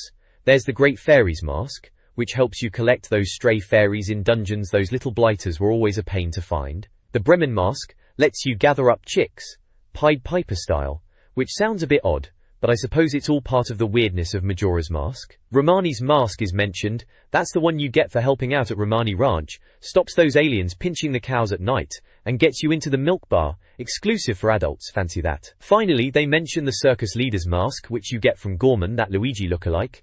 Showing it to his brothers at the ranch stops them cackling apparently, which is probably a good thing. Over to the right, there's a section with the ice mask and the stone mask. The ice mask lets you freeze enemies and make platforms. Bit of alright that. The stone mask makes you invisible to most enemies. Pretty useful for sneaking about. They point out that after being flipped on its head, Stone Tower looks creepy, and you need the gilded sword against the ghost, which is right enough, you'd be toast without it. Then there's a big chunk of text reviewing the game itself. They reckon it's worthy of being called the greatest video game sequel, which is high praise indeed. They say it's magnificent, full of Nintendo magic, polish, and perfection, all the usual gushing. They go on about the gameplay, the adventuring, platforming, fighting, even racing, and say it's almost as good as Ocarina of Time, which is setting the bar pretty high, isn't it? But Majora's Mask was different, darker, proper moody, telling a gripping tale of loss, regret, mothers and sons, wandering spirits, all that heavy stuff. They mention Clocktown, how the 3-day cycle and the characters make it feel real, unlike other RPGs. Finally, at the bottom it says the end is nigh, talking about the moon falling and how you need to summon the giants and stop Skull Kid. They reckon the end credits are good and say Majora's Mask is difficult, especially compared to older Zelda games. They call it the most unforgiving segment of a Zelda game since the original NES game, which is probably true for some bits. They're banging on about the camera and controls being flawless, even without a jump button, which was a bit of a weird choice back then, wasn't it? But it worked. They say it's sprawling, action-packed, full of surprises, like chasing a mechanical bull in a frozen arena. Sounds about right for Majora's Mask, doesn't it? Proper bonkers game it was, in a good way of course. This page in N64 Magazine, right, it's all about Majora's Mask, Zelda of course. They're calling it N64 Arena, bit dramatic isn't it? Anyway, they're proper chuffed with it by the looks of things, listing all the pluses like faultless mechanics, engaging fights, puzzles, and plenty to do. They reckon about 50 hours. The minuses are a bit tongue-in-cheek, saying it's too much like Ocarina of Time, and get this, no fishing game. Imagine marking a Zelda game down for that. They've got this, if you like this, section, which is basically just saying if you liked Ocarina of Time, you'll love this, which is hardly rocket science. They call Ocarina the greatest video game of all time. Bit strong that, but it was pretty amazing back then. Loads of screenshots dotted about showing different bits. Grandma telling stories, those weird doll puzzles, Link on Epona, and some dodgy looking fella who needs the lens of truth. They're highlighting things like shortcuts in the game, saying it saves backtracking, and the odd characters you meet. Grunton. Then they break it down with scores. 10 out of 10 for visuals, saying it's garish in places, but otherwise a realistic world on the N64. 10 again for sounds, atmospheric tunes and effects, headphones recommended. Another 10 for mastery, saying only Nintendo could make such a complex game work so well. Lifespan gets a 9, about 25 hours, to finish the main quest, and another 25 for everything else. And the verdict, right? By rights, Majora's Mask should cower in the shadow of Ocarina of Time. Instead it shines just as brightly. Bit of a mouthful, but basically saying it's just as good, which is high praise indeed. Score of 96%, and they're saying it's a stunning, bewilderingly accomplished sequel, a hair's breadth away from perfection, telling you to buy it now. Pretty emphatic then, they clearly loved it, and fair enough, it was something else back then, dark and a bit bonkers, wasn't it? Definitely not just Ocarina Light.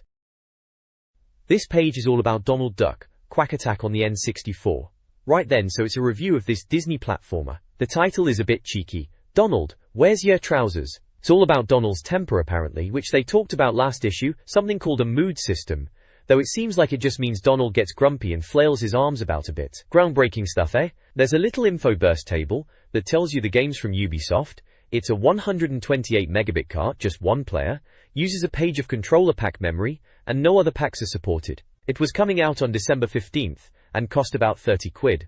They say it's your typical platformer, jumping and collecting things. The graphics are decent for the N64, and the sound is good, especially the voice acting in the cutscenes. Apparently you have to find pieces of boss pie in each level to fight the boss at the end. Standard platformer fare really. The reviewer, Geraint Evans, reckons it's a bit deja vu, nothing new, but perfectly competent for a Disney game, and challenging enough without being too frustrating. He says if you're over 10, it's probably a rental, but if you're a kid getting an N64 for Christmas, you could do a lot worse. So basically, a decent but not amazing platformer for the younger audience, which, let's be honest, was probably bang on the money for a Disney tie-in on the N64 back then.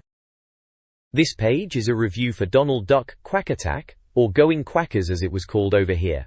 It's got a big green DUK splashed across the middle, can't miss that, eh? They've called it Run Donald Run at the top, and it seems to be a platformer. They mention it being a bit Crash Bandicoot-like, which, yeah, I can see that, what with the chase sections they've got. Wouldn't. Looking at the pluses and minuses bit, they reckon the Disney locations are good, voice acting is decent, and bosses and chase levels are a plus. On the minus side, they say it's way too easy, and a bit frustrating at times, and a bit samey like you've seen it all before, which was a common criticism of platformers back then, wasn't it? They've got a bit where it says, if you like this, and it mentions Kirby 64.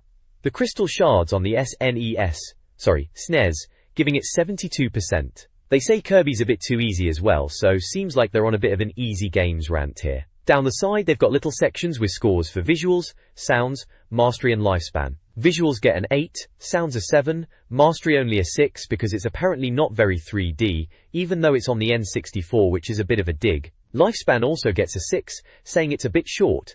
The verdict bit at the bottom calls it a competent enough platformer, but says it lacks originality and challenge, and is only really for younger Disney fans.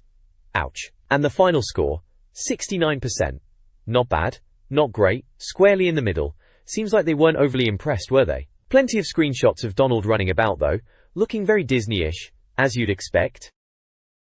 This page is a review of Batman of the Future, Return of the Joker on the N64, and blimey, it's not a good one, scoring a measly 16%. The reviewer, Alan Madrell, doesn't pull any punches, calling it straight up rubbish. The pluses and minuses section is quite something, highlighting different suits, it's Batman, and you will complete it as positives, which is a bit backhanded, isn't it? Then the minuses are amazingly short, amazingly retro, and you will complete it very quickly, so basically they're saying it's over before it's begun and feels dated. If you like this kind of thing, they reckon you might like Fighting Force, which was alright back in the day if you were after a bit of mindless button bashing. They call it an eye-wateringly bad 3D scrolling scrapper, in the style of Final Fight, so they're not exactly selling that one either. Visually they reckon the cutscenes aren't bad as they're from the cartoon, but the actual game graphics are weak. Sounds get a thumbs down too, just thumping menu music and mediocre effects. Mastery gets a low score, because it's apparently easier than games from the late 80s, which isn't a compliment in their book. And Lifespan gets a rock-bottom score, saying it's mild-mannered and short. The reviewer turned the air blue, it's so short. The verdict is brutal, saying publishers will churn out awful licensed games that sell purely because of the name, and warns you not to waste your money. The info burst box gives you the techie bits, like it's a 128 megabit cart, one player only, controller and rumble packs are supported, but no expansion or transfer packs. Cartridge save is out, password save is in. They were still using passwords back then, eh? Warranted. Overall, it sounds like a right stinker. Best avoided, which isn't a surprise for some of these licensed games back then, was it? This page covers The World Is Not Enough on the N64, looks like a preview. Right in the middle you've got Pierce Brosnan staring intently, proper Bond that was back then, it's billed as an EA drop and a Bond bombshell cheeky. Apparently Eurocom, who did Duke Nukem 0 Hour and Hydro Thunder, are developing it after EA got the Bond license from the blokes who did GoldenEye. They're saying it's basically GoldenEye 2 in all but name, playing it safe, not deviating too much from the winning formula, which, let's be honest, was a smart move. Perfect Dark is mentioned as well. As Rare and Eurocom, are now in direct competition. There's a little info burst box with the game details, 256 megabit cart, 1 to 4 players, needs a controller pack, no password save, cartridge save or transfer pack, but Rumble and expansion pack are ticked. Says it's out now in the US, December 8th in the UK, and TBA in Japan, costing £40. Screenshots show some in-game action, one with a sniper, one in a vault, and another with some snowy level, classic Bond really. They're pointing out gameplay tips with speech bubbles on the screenshots, like bide your time, use the sniper, guards won't stand still. Seems they are trying to keep the GoldenEye feel, but with a new Bond film tie-in. They're wondering if it can survive against Perfect Dark, which was a pretty big question at the time, wasn't it? This page is all about the world is not enough on the N64, looks like they're calling it Twine for short, which I suppose is quicker to say. It's headlined as RLD is not enough, which is a bit cheeky, maybe implying the game isn't quite up to scratch. There's a bit about the difficulty settings, they call it Triple Agent. Apparently like in GoldenEye you get Agent, Secret Agent, and 00 Agent. Standard stuff really, more enemies and tougher objectives the harder you go. They reckon if you play on the easiest level, Twine is a bit too easy, not as challenging as GoldenEye or Perfect Dark. And they moan about the 0 Agent difficulty using cheap tricks, like having civilian guards to catch you out, which sounds a bit annoying to be fair. Looking at the screenshots, you can see Bond in various situations, indoors in some kind of corridor, outdoors shooting someone in what looks like a street scene, then skiing down a snowy mountain, and even a scene where M is captured in a cage. The objectives popping up in the screenshots are things like activate third floor lockdown and collect equipment from car. Pretty standard Bond mission stuff. Then there's a section called Go Gadgets Go, which as you'd expect is all about Bond's toys. They mention an X-ray scanner, saying it's good in the Night Watch mission, but the field of vision is a bit rubbish, meaning you have to keep switching it on and off to scan for enemies at a distance. There's a grapple hook watch, like something out of Zelda, to climb up to places. A bomb disposal kit, which sounds like a minigame where you have to keep a red bar in the right place while defusing bombs, tap too fast or slow and kaboom, Bond gets blown to bits. Finally, a fingerprint scanner for the Fallen Angel level. Apparently you have to knock out one of Elektra's goons and steal their fingerprint to get through a locked door. Clever, I suppose. It's branded as an N64 star game, with a big star logo, and at the bottom it says Christmas 2000, so this is probably from the Christmas issue. Page 57 it looks like. All in all, it seems like a fairly standard Bond game review section, focusing on the gadgets and difficulty mostly. This page is all about how to break the bank in The World Is Not Enough on the N64, in agent mode no less. Blimey, it's a proper step-by-step guide, telling you exactly what to do. Disha. Right at the start, they're banging on about the speech in the game, saying there's hours of it with Q&M and even John Cleese doing his bit, which was quite something for a game back then. The walkthrough itself starts you off in the bank, telling you to head right first to find the safety deposit area. You grab a flashback gun and a swipe card early on. Then it's all about sneaking around, taking out guards, but they are keen to remind you to use the dart gun on the security guards to avoid any civilian casualties. Wouldn't want to be bumping off innocent bystanders, would we? They mention a safe you need to crack to get another swipe card, naturally. Then it's through a swipe card door, dealing with more heavies, and using the data scrambler on a VCR, which is very Bond, isn't it? After that you're heading downstairs using lifts or stairs, and more guards pop up, so darts at the ready again. There's a bit called Bond's World, where they're chatting about how much more alive the world is in. The world is not enough compared to GoldenEye, saying about buses and planes and all that. It was trying to be more detailed than GoldenEye, which was a massive deal at the time. Everyone was comparing everything to GoldenEye back then. Finally, it ends with telling you to select Unarmed to avoid attention at the bank's main reception and just walk through the revolving door. Subtle as ever, Bond. It's a pretty thorough guide. If you were stuck on this bit in Twine, this would sort you right out. This page is all about The Adventures of 007, basically a preview for the World Is Not Enough game on the N64. It's showing off some of the level designs they've cooked up. Boritana. First up is Night Watch. Set in a mansion at night, sounds like a stealthy one, where you need to avoid being seen by cameras, a bit of classic Bond sneaking around. Then there's City of Walkways, a shootout on wooden walkways, with choppers buzzing about and even a conveyor belt involved, which sounds a bit different. A Sinking Feeling is described as their take on Perfect Dark's Pelagic 2 level, which was a decent underwater level in its own right, so they're aiming high there. This one's about rescuing Christmas Jones, who I remember from the film. A boya. They've got a weaponry section talking about the GL-40 grenade launcher, which they say is tough to find ammo for and packs a punch. The PDW-90 is a Belgian personal defense weapon, described as good for those pesky guards. And the Silence P2K, they suggest sneaking up on guards and using it to make them surrender in fright, which is a bit of a laugh. There's a hiss-by bit mentioning the expansion pack. Apparently if you had one of those red boxes you could get high color visuals, meaning higher resolution. They admit it makes things look nicer, but the frame rate takes a bit of a hit. Always a trade-off with the N64, wasn't it? Finally, the verdict section is proper raving about Eurocom, the developers. They reckon Eurocom have nailed the mechanics of GoldenEye 007, which is high praise indeed given how groundbreaking GoldenEye was. They're saying it's GoldenEye 2 in all but name. They're impressed with the pace of the missions, saying it's quick and objective-based. Overall, they're really positive, saying Eurocom ripped out its guts and tucked them into TWINE's belly. Bit dramatic, but I get their point. They think it's a superb game in its own right, even with familiar mission content like bomb disposal and hostage rescue. Sounds like they're really rating it. This page is a review of The World Is Not Enough on the N64, giving it a solid 88%. They're calling it a star game, which was a big deal back then for N64 Magazine. It seems they reckon it's not hugely original, but it nails the shooting and sneaking. They've got a pluses and minuses box, which is classic magazine review stuff. Pluses include being like GoldenEye, fast-paced, atmospheric, and enjoyable multiplayer. Minuses are brain-dead enemies and linear level design, which is fair enough. Most games back then were a bit on rails. There's a box saying, if you like this, and unsurprisingly it points straight to GoldenEye, saying goes without saying really. Which is true, wasn't it always compared to GoldenEye? It even mentions GoldenEye got a 94% in N64 Magazine, so they are setting expectations high. Sections dedicated to visuals and sounds get a 9 each, praising the graphics but noting it struggles a bit in larger areas, and the sound is good, but they're moaning about no proper Bond theme tune. Bit picky maybe?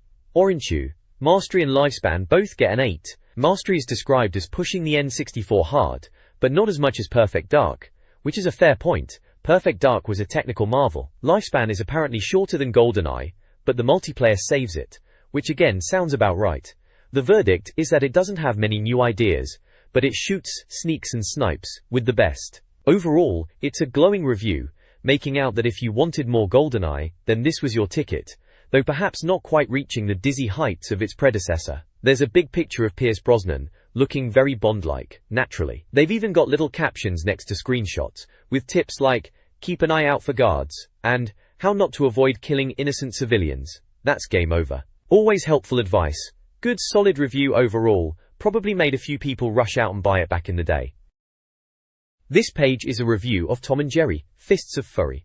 Seems like the reviewer wasn't exactly blown away, to be honest. They're saying it's a bit of a letdown, a cack-handed execution they call it, and advise to avoid it. Apparently they thought it was going to be a laugh, especially after Super Smash Bros, but it sounds like it's just a button basher, with not much depth. They mention there's no 4-player mode, and the 2-player is the same as single-player, which is a bit rubbish, isn't it? They reckon even power-ups and level hazards don't make much difference. From the screenshots it looks alright visually, like the cartoon, kitchen and backyard settings and all that.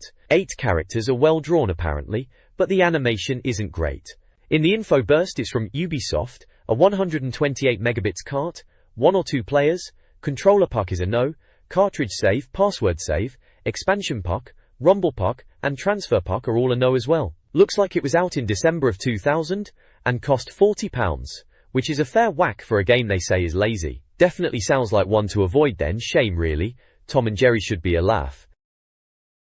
This page is a right old bashing of Tom and Jerry, Fists of Fury. Warner Brothers is the headline, which sets the tone all right. It says any game summarized in 6 screenshots can't be up to much, and they reckon this one isn't. Each screenshot has a little caption making fun of the gameplay. Like one says, you think you're angry, try playing the damn thing. Another one points out the repetitive gameplay, saying, make a cup of tea before repeating the above. They've got these pluses and minuses boxes. Pluses are all your fave characters and easy for younger players, which is faint praise if you ask me. Minuses are a proper list of doom, very shallow gameplay, no special moves, awful collision detection, slow and unresponsive, and dump multiplayer. Ouch. Then there's an if you like this bit, which points to Super Smash Bros. On the Nintendo 64, says it's an outstanding example, and essential. Well yes, Smash Bros. Was, and still is, miles better than most of these cartoon tiny fighters. This review then breaks it down into visuals, sounds, mastery, and lifespan, giving them marks out of 10. Visuals get a 7, sounds get a 5, mastery a 5, and lifespan a 4. Pretty average, and the descriptions are all negative. Visuals are faithfully represented, but move slowly. Sounds are rubbish. Mastery is lazily programmed and offensive, and lifespan is 5 minutes before you're frantically scrabbling around for that receipt. The verdict is brutal. Says it could have been really great, but is ruined by a complete lack of thought and effort. The score? A measly 35%. They reckon you should avoid at all costs. Looks like they really hated this one then. Doesn't sound like I missed much not picking this up back in Christmas 2000. This page is all about WWF No Mercy. Blimey, what a game that was, eh? Right at the top they're talking about how much speculation there's been about the Spanish announcers table. Turns out, yeah, you can properly smash someone through it. South of the ring apparently. They say you can hop onto it, throw people against it, and even smash it. Good stuff. But you can't smash it over someone's head. Shame that, eh? Then there's talk about climbing ladders while they're not looking. Cheeky. Nice going. Simple pleasures in life, innit? And get this, when you create a wrestler, apparently all the ladies go running. Poor chap, haha. Bit sarcastic these magazine writers, aren't they? The game's called Best Wrestler Ever. Bold claim. But it was pretty good. Each arena has a distinguishing mark now, which is a nice touch I suppose. They're even thinking of a caption competition, bless them. Warrington no. Oh, and someone's fallen over in one of the screenshots. Hope his tights aren't laddered. Guest ref Mark Henry apparently has a tough love policy, whatever that means. They mention pulling off a particularly vicious move, and the camera giving you a beautiful replay angle. Always satisfying to see your stone cold stunner in slow-mo. And you've got to obey some very strict rules to win in this game, apparently. As ever, the best bit is a 4-player all-out man mangle. That's a Royal Rumble basically for us proper fans. Logo. Down at the bottom in the info burst bit, it's from THQ. Cart size is 128 megabit, 14 players. Controller pack needs 35 pages. No password save or expansion pack. Rumble pack and transfer pack are ticked. Release date is now in the US, December in the UK, and TBA in Japan, costing £45. Seems about right for the time. Yeah, WWF No Mercy. Proper classic that was. This page is taking a look at the backstage areas in WWF No Mercy, calling it Outback Excursions, which is a bit dramatic for a wrestling game, isn't it? They're highlighting how each arena has these unique areas to scrap in, like some deranged Judith Chalmers. First up is the entrance area. Nothing too special apparently, but good for a bit of laying the smack down outside the ring. Then there's the corridor, connecting areas and littered with sharp objects to cause some pain. Lovely. The bar is next, where you can jump on the pool table and pretend you're Robert De Niro in Mean Streets, swinging a cue. Moving on to the car park, they were hoping you could run someone over with a car, but sadly not. You can lob someone in the back of a truck though, which is something I suppose. The dressing room is full of sweaty underwear apparently, and lockers to rummage in. Apparently the ladies get suited up there too, and things could turn ugly, whatever that means. Finally, the boiler room, with a piping hot furnace, perfect for some hardcore wrestling, although you can't actually burn anyone, which is probably for the best. Then they talk about the ladder match being a well-executed piece of mayhem, proper nerve-testing stuff. They reckon the controls are familiar if you're into your wrestling games, which, yeah, Aki and Asmik know what they're doing with that kind of thing. They've added a few new wrestlers, like Taz, Rikishi, Kurt Angle and the rest. Graphics are still 2D and a bit basic, and they mention the collision detection is still a bit dodgy, which was a bit of a pain in the earlier games, wasn't it? This page is talking about WWF No Mercy on the N64. Looks like a bit of a preview piece. They're calling it, It's Only a Game Show, which is a bit tongue-in-cheek, like it's more than just a wrestling game. They start by saying they've decided to have a crack at the Intercontinental Belt with The Rock. Bit of smack talk to Benoit first. Always entertaining. Then they move on to Albert, saying they dispatched this second-rater with a bit of humiliation, and if they'd lost, the plot would have taken a turn for the worse. Sounds like the game has some decent story elements depending on your performance.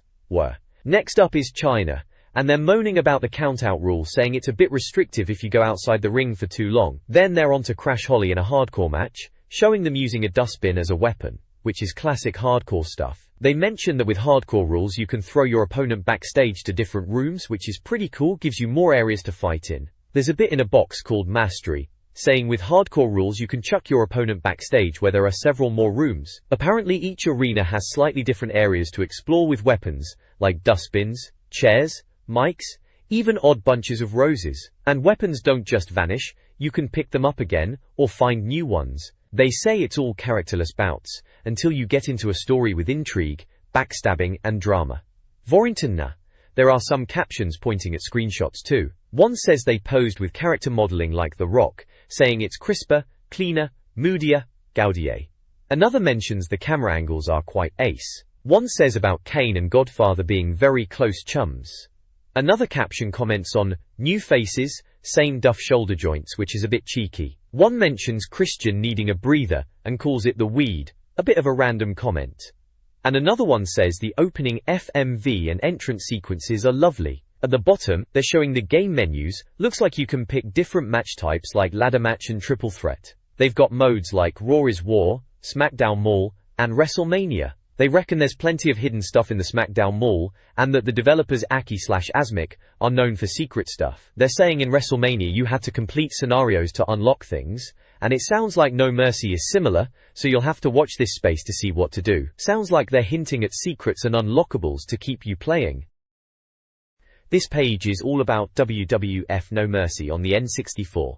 Looks like a review. It's titled Mall Rats, which is about the SmackDown Mall in the game where you can buy stuff for your wrestler. They reckon it's a bit pricey in the game to buy everything, but you can get some good stuff like the kitchen sink arena, which sounds a bit mad. There's a pluses and minuses box out on the side, typical magazine layout back then. Pluses are masses of new things, improved sound, AI and create a wrestler, and you'll keep coming back. Minuses are it's a wrestling game, cheeky sods, slow heavy handling, and collision detection isn't perfect. Fair enough points really for the time. There's a box saying, if you like this, and it mentions WWF, WrestleMania 2000, also by THQ. They give it a score of 90%, and say it's the best wrestler before No Mercy arrived. So setting expectations, pretty high for No Mercy then. They've broken down the review into visuals, sounds, mastery and lifespan, each getting a score out of 10. Visuals are crisper than WrestleMania, but still not quite magnificent. 8 out of 10. Sounds get a 9, saying, music for mouth breathers, nicely compressed. Mastery is a 9, saying they crammed loads in and fixed niggles from previous games. Lifespan also gets a 9, reckon the replayable scenarios and multiplayer will make it last. The verdict is, bandanas off to THQ for producing yet again the most respectable game of its type. Bit gushing, even for a wrestling game review, but they give it a massive 92%.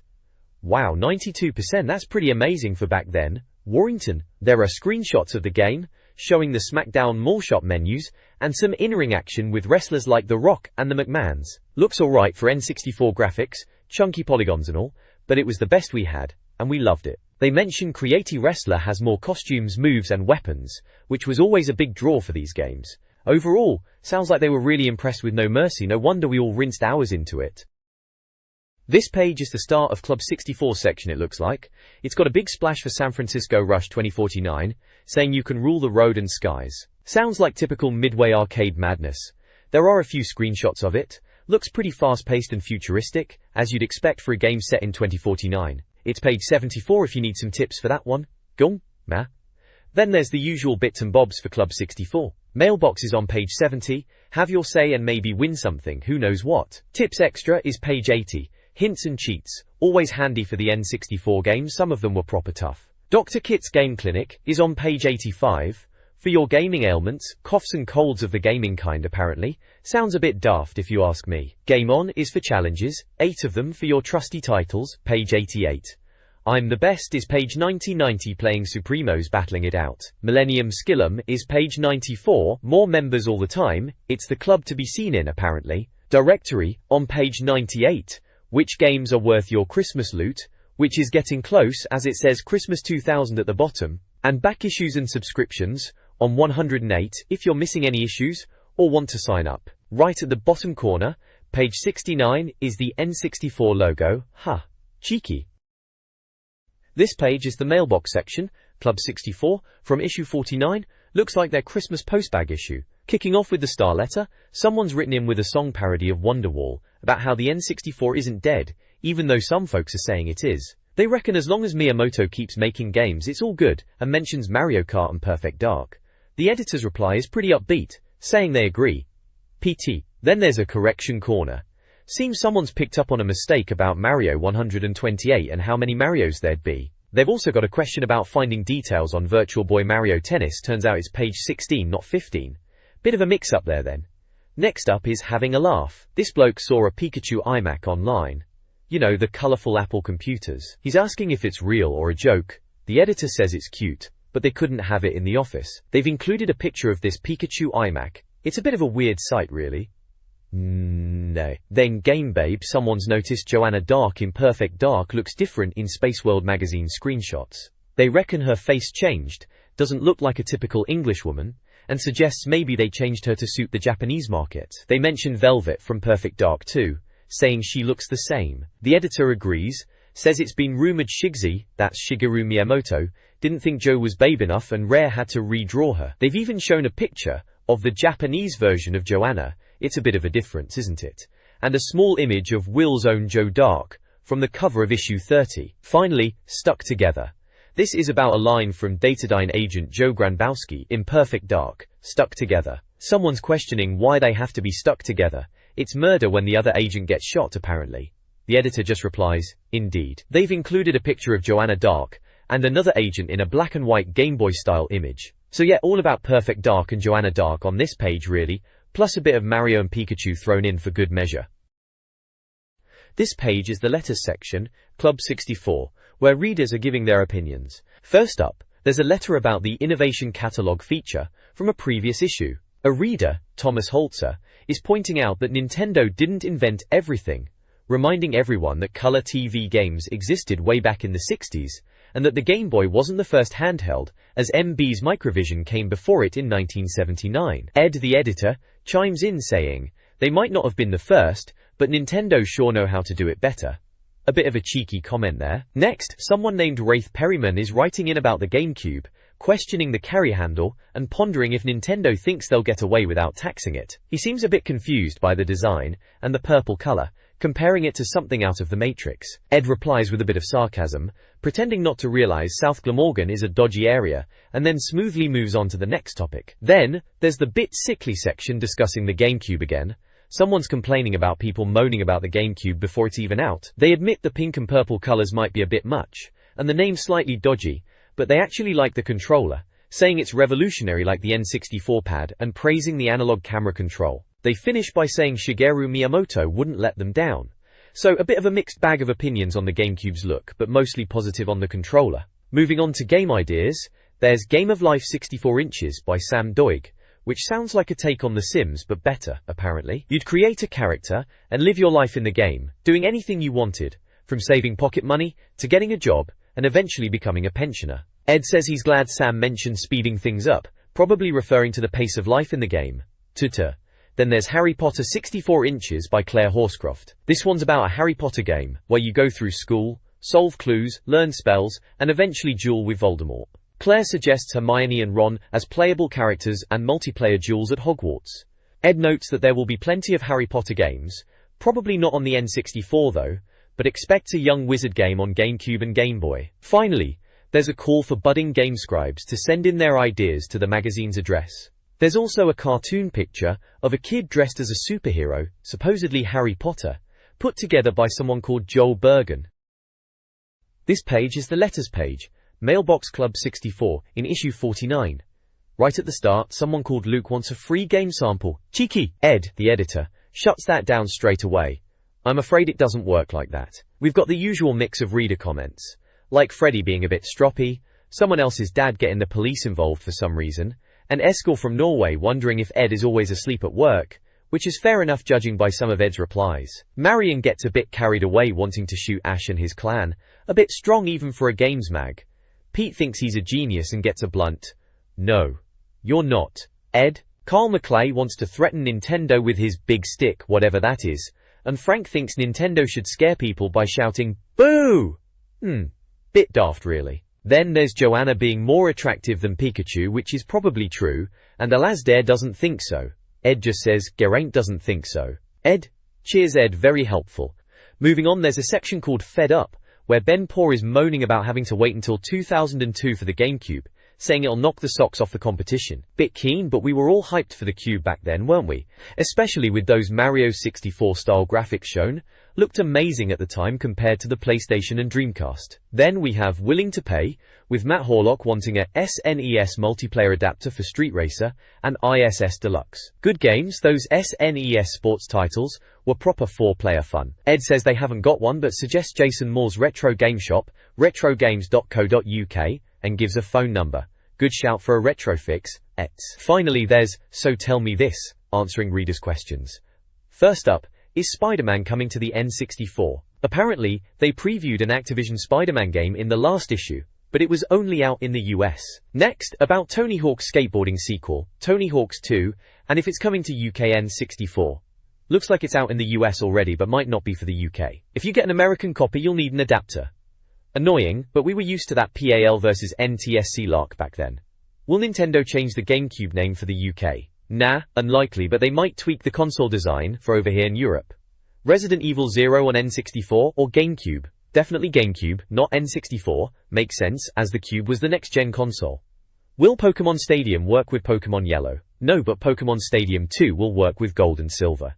And last question, how long will GameCube take to load games compared to DVD? Apparently the GameCube is rapid, something to do with KVS, and levels will load instantaneously. Even big ones like in Mario 64. Sounds impressive, and Mark went into detail about it in issue 47. Good info there for the Cube hype. All in all, a typical letters page, a bit of a laugh, and some decent info mixed in. This page is the mailbox section called the N64 board, and it looks like they've merged with Monster Museum now, whatever that was. Looks like a collection of readers' letters and drawings. On the left, there's an article titled Games the City's £500 million Cinderella. It's about how investors and ministers treat the games industry as a poor relation to the arts. Software bosses are saying it's ridiculous because games like GoldenEye on the N64 made more than double the profits of the latest James Bond film. They're scratching their heads about Rage Software, asking who on earth are Rage Software. A bit ironic, as they were actually a big deal back then, especially with games like Incoming and European Super League, though maybe not quite in GoldenEye's league. It's making a point about British games companies needing more recognition. Below that, in a section called Who on Earth, it's answering a reader's question about getting hold of a game. Seems like maybe Excitebike 64. They are saying it's hard to get because loads of people want it, and to keep an eye out for second-hand carts, or even rent it, remember video shops? Blimey, those were the days. They mentioned someone saw new PAL copies in Paris, and that if you bought an American version you'd need an adapter for your UK N64. Like the passport. Those import issues were always a pain, weren't they? Woo! Over on the right, it's all reader artwork. Under Buckets there's a drawing of Team Rocket from Pokemon, sent in by Aidan Brady. Then under Powie is a pencil drawing of rare characters, whatever they are, by Vincent Kearney. Elder Gaiden features a Zelda drawing, presumably Majora's Mask judging by the mask he's holding, from Craig Ward. And finally, under N64, there's another Zelda picture, looks like Link on Epona, by David Bell. And lastly, a general N64 picture with Mario, Pikachu and other Nintendo characters by Peter Bottomley, who they reckon will be happy they printed it. At the bottom, it gives the address to send letters to, at N64 Magazine in Bath. Christmas 2000 on the bottom right. Christ, that takes me back. This page is all about mastering Rush 2049 on the N64, a proper futuristic racer from Midway. It's titled, How to Be a Lowdown Cheating Stuntmaster, which is quite a mouthful, isn't it? They reckon prolonged periods of playing it can be bad for your health with symptoms like hair loss, irritability and insane cackling. Bit dramatic, but I suppose they wanted to grab your attention back then. Do you say? Anyway, the article gives you some decent tips to get good at it. Things like exploring each track to find the best routes, lining yourself up for corners, and using the banks to your advantage to minimize braking. Good solid racing advice, really. They also mention shortcuts, saying they are not always worth it if you're not sure you can pull them off, and to remember that small shortcuts can link to bigger ones. Proper exploring is key, basically. Du social. Then there's stuff about big jumps being impressive but only if you land them on the road to accelerate, which is obvious really. They suggest keeping an eye out for different track objects that appear at different times, and not repeating the same shortcut too often, implying they might change or something. Tricky. See ya. The article also encourages you to practice ramming opponents, the dirty tactics, saying it always helps in the end. And finally, it says to watch out for tiny tunnel entrances, as they often lead to extra coins. Everyone loves extra coins in a racer, don't they? It's got a What We Said section where they reviewed the game in issue 48 and gave it 91%, calling it beautiful, fun, challenging and lasting, forgiving its niggles. High praise indeed. Rush 2049 was a good laugh though, especially with mates. Proper arcade fun at home.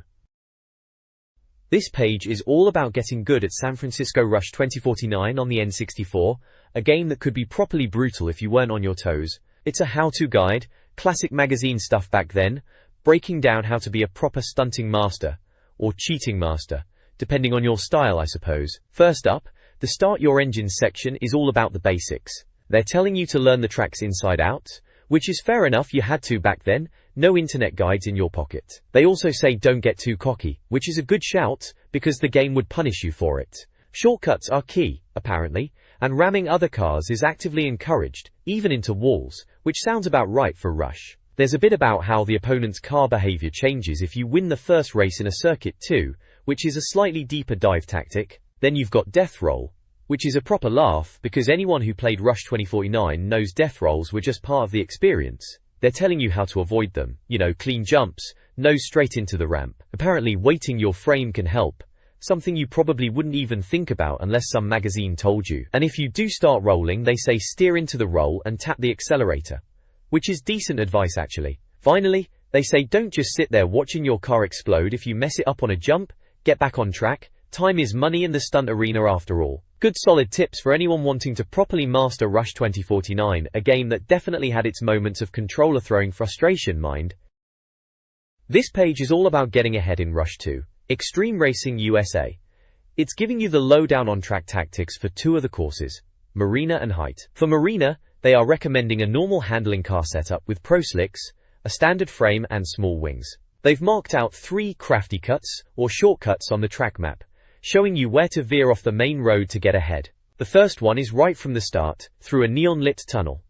The second is before the insane jumps, taking a glassy side road. The third, and apparently the one that guarantees victory, is after the purple tunnel, involving a ramp and a subway. The top tips for Marina are fairly standard racing advice, like not bothering with the first shortcut if you're not confident, and being careful in the glass tunnel. There's also a bit of cheeky advice to trash your opponents near the first big jump, bit ruthless that. Moving on to the Height track, the car setup is a bit different, suggesting advanced handling with all-terrain/off-road tires, a light alloy frame and large wings. Again they point out 3 crafty cuts. The first involves cutting through the grass, right from the start, and hitting ramps. The second is after the fuel depots, activating a floor switch to get onto a suspended conveyor. The third is near the blue tunnel, using side ramps and a rooftop to glide over the track. For top tips on Height, they warn you to leave the second switch alone, as it can block your path, and to prepare for each shortcut carefully, making sure your car is straight before jumps, which is fair enough for Rush 2. Some of those jumps can be a bit hairy if you're not lined up right. They also advise using all-terrain tires for the off-road sections of the shortcuts, which makes sense. It's all good solid advice for getting the edge in Rush 2, back in the day. This page is all about getting ahead in Rush 2049, proper cheats way to play, It's breaking down the Civic and Metro tracks, giving you the car setups, and some crafty cuts to gain an edge. For the Civic track, they're suggesting normal handling, with all-terrain or slick tires. Bit of choice there depending on your style, standard alloy frame and large wings. Sounds like a balanced setup for learning the ropes and maybe trying out those shortcuts. Crafty cut number 1 is about ditching the normal route after the first few corners, and going for a banked blue and black road instead. Number 2 is a bit more daring, involving a ramp with a switch, flying through a building with waterfalls fancy, and ending up in a tunnel for a big jump. The final crafty cut for Civic is about taking a speed ramp, activating the wings, and landing on a glass runway, which sounds like a right show-off move, giving you a massive lead. The top tips for Civic suggest there's an easier shortcut if you find the glass runway one tricky, recommending a heavier frame to handle the ramps and curbs, and pointing out that Civic is one of those tracks where you can actually do well just racing normally if you're not confident with the shortcuts. Fair point, Rush 2049 was always fun even without all the crazy stunts. Then it moves on to the Metro track, which is described as extreme handling, slick tires, standard alloy frame and small wings. Metro was always a bit more mental, so extreme handling makes sense. Crafty cut 1 for Metro is soon after a banked turn, jumping left at the top of an orange-lit incline onto a runway above, hitting a switch along the way. Crafty Cut 2 involves finding a tiny hole in a wall after hitting a switch, leading you through buildings and crisscrossing loops. Sounds proper disorientating even reading it. Crafty Cut 3 is near the end with searchlights, hitting a floor switch on the pavement to open a door to a green-lit tunnel. The top tips for Metro are all about causing mayhem, mashing up opponents, and using the trains and jumps to flip them over. Very satisfying. It also warns against overusing wings as it slows you down, and mentions Metro can be very disorientating and worth exploring in practice mode, and mastering 90-degree turns by tapping left C, the reverse button, whilst nudging the analog stick for sharp bends without losing too much speed. Solid advice. That left C trick was a lifesaver on Metro. Yeah, good page this. Brings back memories of trying to nail these shortcuts with my mates. Good times on the N64. The next page is about Carmageddon 64, blimey, remember that one?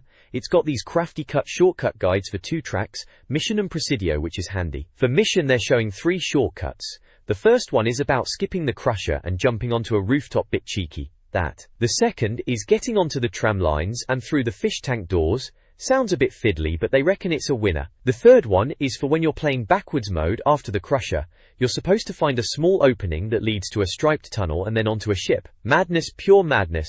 Then for Presidio, again, 3 crafty cuts. The first is after a downhill section. You go under a blue arch, hit a switch, veer left, and through a tiny opening. Then into a green tunnel with a jump inside. The second one is all about speed, to climb up to the second city incline and jump onto a blue platform that drops into a dark tunnel. Sounds like a bit of a leap of faith. The third one for Presidio is for the reverse track. You climb the first incline, turn right at the top of the second, jump right onto a glass roof, and drive through to the tunnel. These shortcuts are getting more and more elaborate.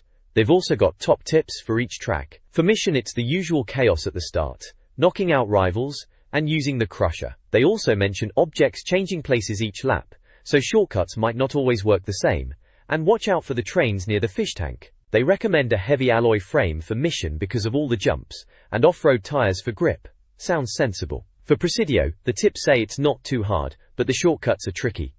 If you're not confident, don't risk the jumps, just bash into the other cars instead. Apparently there are massive jumps where you might need to use your wings, and they warn about the floor around Presidio aborting your vehicle if you touch it. Bit unforgiving there. For Presidio car setup, they recommend advanced handling, pro slicks, a heavy alloy frame, and large wings. So basically, go fast and hope for the best on these shortcuts. Good times, good times. This page of Club 64 is all about San Francisco Rush 2049, digging into the secrets and hidden stuff in the game. They've got a rundown of how to unlock secret stunt arenas like Disco, Oasis and Warehouse. You have to rack up serious points in stunt mode to get to those. Cumulative scores mind you, so no need to do it all in one go, thank goodness. Then there's bonus battle arenas, Downtown Plaza and Roadkill unlocked by scoring points in battle mode. Looks like plenty to keep you busy. Boring Dorkle Crew. There's a section on extra cars too, listing cars like the GX2, Mini XS, Crusher, Euro LX, Venom and Panther. These are unlocked by collecting coins in race or stunt modes, or even all the silver coins in the whole game for the Panther. Sounds like a proper completionist challenge there. Orrington nodes. Finally, they've got cheats and codes. Always a good shout back then. There's the open cheat menu code, which is a proper button combo, and then individual cheats like super tires, brakes, invisible track, invisible car, mass invincible, all parts, and even extreme mirror mode. Some of these are button sequences, others you select from the cheat menu once you've opened it. They even mention the extreme word appearing for one of them, probably a visual cue to know it's worked. Good old cheat codes, eh? Saved many of a game session back in the day, and always fun to mess around with. This page is from issue 49 of N64 Magazine, and it's all about tips extra for some of the top N64 games. Right then, let's have a look. First up is Zelda, Majora's Mask. They're giving away tips for Endless Fairies, which if you played it, you know how essential those little blighters are. Apparently, pots near owl statues always have fairies, which is a handy bit of info if you're running low. Then there's the Rabbit Mask, which sounds about right for speeding around. Finally, there's a tip about getting a Pona back in Clocktown, always a relief when you get your horse back in Zelda games, isn't it? Moving on to Mario Tennis, and they're talking about fooling your opponents with tricky shots. Standard tennis game tactics really, anticipating where they'll hit it and all that. There's something about beating Birdo, involving lobbing the ball over her, classic arcade tennis stuff, And you can apparently control characters like Mario and Luigi during victory celebrations. A bit of fun that. Never really thought to try that. Finally, changing the camera angle in replays, which is always a nice touch to see your winning shot from different angles. Doors. Next is Pokemon Snap, remember that one? They're giving tips for slowing down the 0-1 buggy, which is fair enough, it can be a bit nippy when you're trying to get that perfect shot. Then there's a tip for getting a big Ditto pick, by getting Bulbasaurs to turn into Dittos with apples. Clever stuff for a better photo score, I suppose. They're also talking about a super Vulpix shot in the volcano, using apples to lure them into position, and a tip for getting a good Kangaskhan picture on the beach using the Pokeflute. Pokemon Snap was a bit different, wasn't it? Quite relaxing compared to most games. Massy. Lastly, Mario Party 2. Tons of coins. They're showing a way to cheat coins using multiple controllers in story mode. Sounds like a bit of a faff really, but if you're desperate for coins, each to their own. More minigames tip is just saying buy all the minigames from Woody. Fairly obvious that one. And finally, credits machine. After finishing all courses you can watch the end credits again, which is, nice if you really like the music, I guess. Mario Party, always good for a laugh with mates, even if someone always ends up flipping the board. This page is all about cheat codes and tips for some top N64 games. Starting with Perfect Dark, we've got Flatheads, which sounds a bit daft, makes everyone have flatheads in DK mode, and Cutscene Carnage, which is a bit of fun for GoldenEye fans. You can set off proximity mines during cutscenes. Always a laugh, causing chaos even when you're not supposed to be playing. Then there's Pokemon Stadium, for the young'uns still collecting them all. You can change Pokemon names to anything you want, even first movie, for some reason, and apparently you can get Surfing Pikachu in Stadium without needing Pokemon Yellow, just by using Pokemon from your Game Boy in Prime Cup R2 mode, and selecting Pikachu. Not sure why you'd bother, but there you go. Just by using Curry. Next up is S2000, a footy game. They're giving tips on through ball fun, saying hold top C and release it when your player is in position to avoid offside. Clever, I suppose. And for silky skills, they recommend double tapping Z when running towards the box to get past defenders. Might give that a go, always looking for an edge on the pitch. Turok 3 gets a mention, with boss supplies telling you to drop down from the roof after the Oblivion gunship boss to find extra supplies, handy if you're struggling. And Finish Level 2 just tells you to dive underwater after beating Ziphius to find the next level. Not exactly rocket science, is it? Earthworm Jim is in there too, with Floating Crate pointing you to the Hungry Tonite level for a crate room. Right then. And Hard Mode just says collect all 1000 marbles and finish the game to unlock superhero difficulty. For the hardcore gym fans, I suppose. Finally, Vigilante 8. Second Offense has a bunch of cheat codes. Mixes_cars for same cars in multiplayer. Long_movie to see all endings. LLA_KCOLNU unlocks all characters. LLA_DORTOH gives max stats.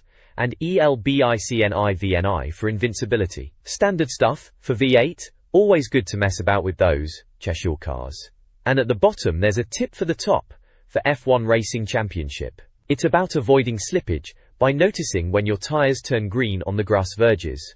Apparently, you can use this color change to your advantage when taking shortcuts. And there's a guarantee wins tip for pick up and play mode, telling you to bash into opponents to slow them down. Bit unsporting, but hey, whatever works to get to the top step of the podium. Pretty standard cheat page from the mag really, nothing too mind-blowing, but some decent tips for a few classics. This page is all about readers' tips. Classic stuff in magazines back in the day, wasn't it? Readers' top 15 tips, it shouts. The top tip of the month is for Perfect Dark. Surprise, surprise, about finding a shortcut in Pelagic 2. Exploration by messing about with the Moonpool lift and X-ray scanner. Sounds about right for rare games, always hidden bits and bobs. There's a tip for Rocket, Robot on Wheels, remember that one? Painting sheep different colors on paint misbehaving, and they'll do tricks apparently. Never tried that, to be honest.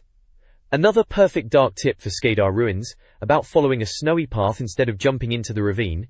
Saves you a bit of bother, I suppose. Then there's a cheat code for Wipeout 64, Z+L+R at the main menu, classic button bashing. Editor. For WWF WrestleMania 2000, you can get the Smokin' Skull belt by completing Road to WrestleMania with Stone Cold Steve Austin. Pokemon Stadium gets a mention. If you want to restart your Game Boy challenge, just move all your Pokemon to the N64 and restart. Simple as that.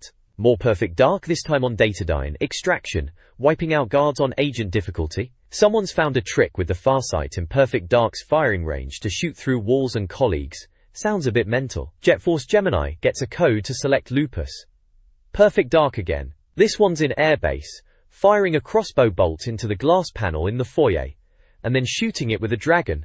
Must be some weird effect. Roadsters is there too, a tip to increase your starting cash in Roadster Trophy mode, from $40,000 to $250,000, useful if you were struggling. Another Perfect Dark one, using Cloak and Zaxis with the RCP-120, for infinite cloaking, never opening doors sneaky. Rainbow Six makes an appearance. Leaving one terrorist alive on most levels means you can leg it around with your team having a catch. Bit of a daft tactic really. WWF WrestleMania 2000 again, this time for a Royal Rumble cheat, top C bottom C. And lastly, more Perfect Dark, another player's sentry gun causing grief. Pause the game when it starts firing, and it'll keep shooting even when paused. Bit cheap that, innit? Yeah. At the bottom there's a form to send in your own tips for a chance to win a Mirage Pad and an N64 pin badge. Remember those Mirage Pads? Mad colors they were. Standard reader submission stuff for the magazine, good times. This page is from Dr. Kit's Game Clinic, looks like a help section in the magazine. We've got some poor blokes writing in with their gaming woes and Dr. Kit's is here to sort them out. Ken Dorcas. First up, Mark Thornley from York is stuck on Mizar in Jet Force Gemini. Bless him, still struggling with Mizar. Dr. Kit's is giving him the lowdown on using machine guns for meteor showers and homing missiles for Mizar when he turns around. Good advice actually. Mizar could be a right pain in the backside if you didn't know what you were doing. Jet Force Gemini, rare at their best really, shooting those tribals and saving those teddy bears. Good times. Prettier. Then Jonathan Lipscomb from Warwiking is having trouble with Boonta Eve Classic in Star Wars Episode 1 Racer.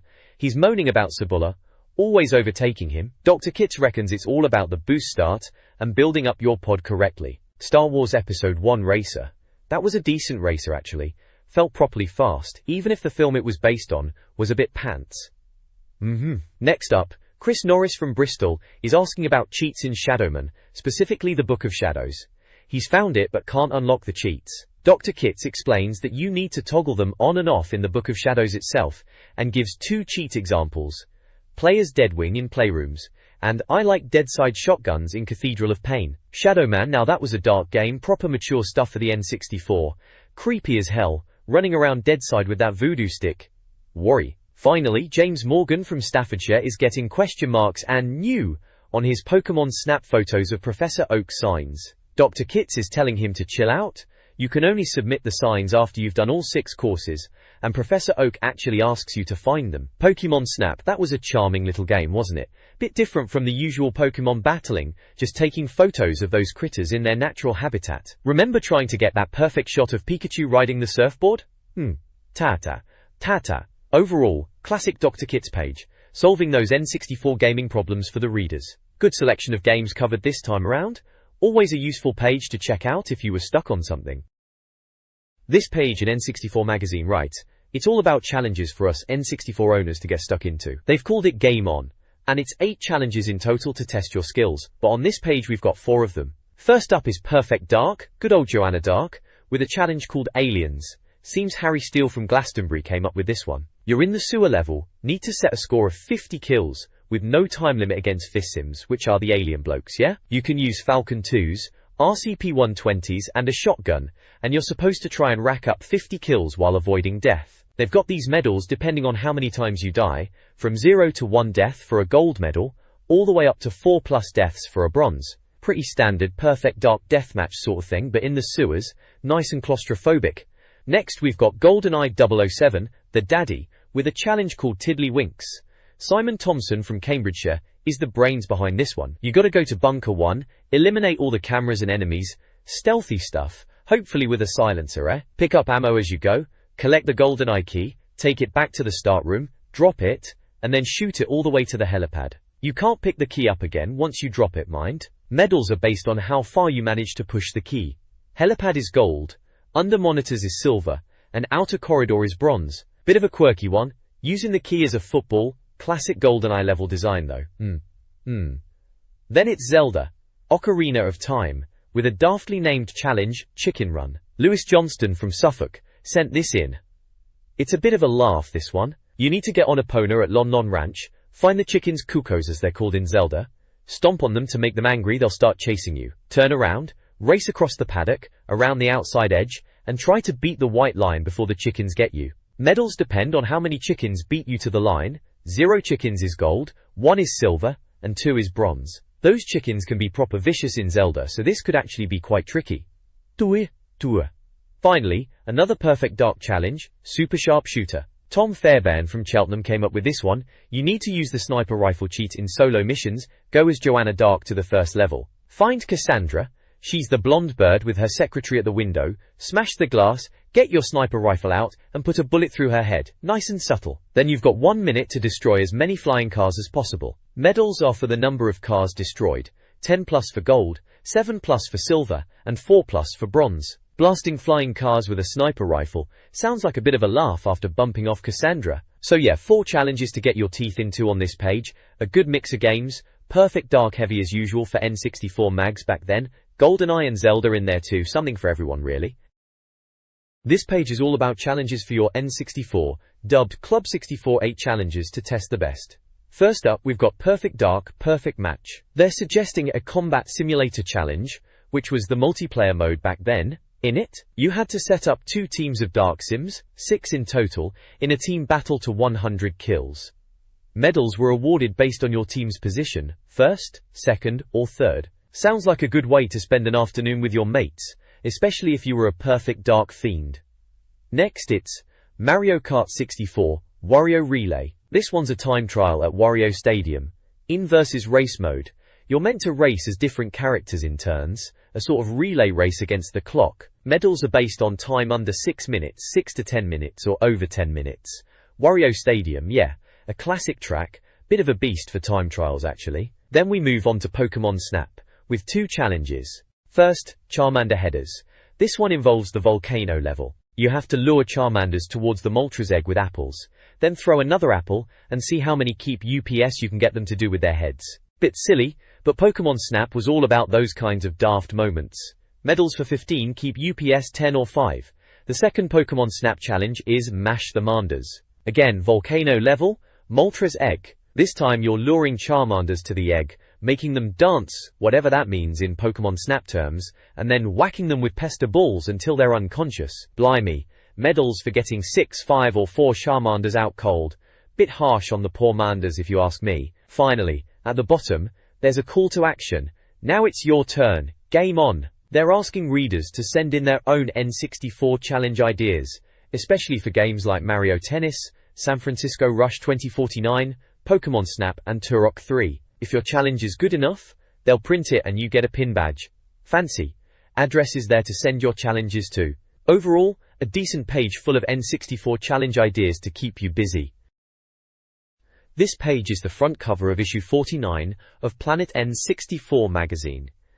Blimey, 50th birthday, cheeky sods, the N64 wasn't around for 50 years back then, more like celebrating the mag itself I reckon, taking the mick as usual. It's teasing what's coming up in this issue, and they are promising old team members returning, the greatest N64 moments, and heaps of prizes to be won. Sounds like a bit of a nostalgia fest. Of course, it also proudly boasts the UK's best-selling independent N64 magazine at the bottom, which was probably true, good old Planet N64. The cover is rammed with N64 characters as you'd expect, Mario right up front, Donkey Kong, Star Fox Crew, Pokemon, Banjo-Kazooie, Conker, Zelda characters, and loads more.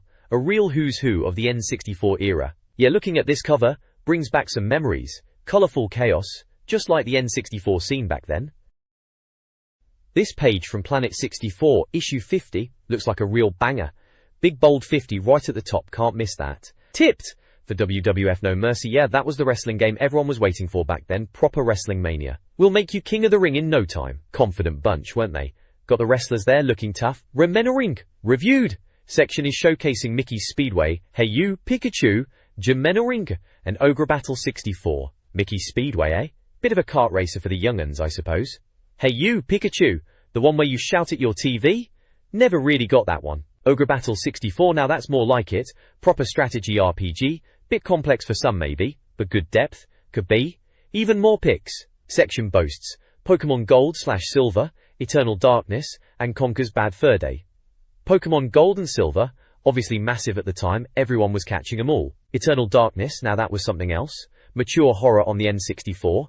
Bit of a surprise really. sanity meter, and all that. Conker's Bad Fur Day, Cheeky Squirrel doing his business, that was a controversial one, wasn't it? Filthy humor, but technically brilliant, rare at their peak. Absolutely free, tips book with Crimbo, sounds like a Christmas tips guide, always handy. The one tips book you simply can't manage without this Crimbo, bit dramatic but okay. On sale Thursday the 14th of December, perfect timing for Christmas pressies. Nintendo Magazine, in big white letters at the bottom. Right side has bullet points, Skill Club Millennium, that was the online thing, wasn't it? Tons of new tips and cheats. Essential back then, no internet guides in every pocket. The best special investigations. Bit vague, but sounds intriguing. Latest GameCube and GBA news. GameCube and GBA were on the horizon. Exciting times for Nintendo fans, next gen was coming. The only reviews you can trust. Cheeky, but they were pretty good magazine reviews. Kendo fans. Next month in Planet Game Boy stuff coming up, probably Pokemon again knowing them. Kendo fans. Reviewed again at the bottom, Pokemon trading card game and Donkey Kong Country canon fodder. Pokemon TCG game on Game Boy Color. Good time filler. Donkey Kong Country canon fodder. Sounds like a bit of a throwaway bonus thing. Canada. N64 logo, and 113 at the bottom corner. Christmas 2000. Yep, Christmas issue makes sense. Good stuff, packed page. This page features the Crimbo crossword because it's Christmas time. In it looks like a bit of festive fun for N64 fans to get their teeth into. The puzzle is themed around N64 games, judging by the clues. There's a competition here too. If you can complete the crossword and send it in, you could win a free N64 game cartridge. You even get to choose which game you'd like. They're asking for your name and address, the usual stuff. Easywhere. Looking at the clues, it's a proper mix of N64 knowledge needed here. Clues like Lilat Scuffles, one-time N64 stuff and Neil Pedo, Harvest Moon, Pokemon Move, Turok, Kirby's Air, Zelda and Mario all point to N64 games and related things. It's not just about knowing the games themselves, but also some of the magazine's writers and the general gaming scene back then. It's a nice little page to keep you occupied over Christmas, after you've stuffed yourself with Quality Street, and you're too full to move. A good old-fashioned crossword, N64 style.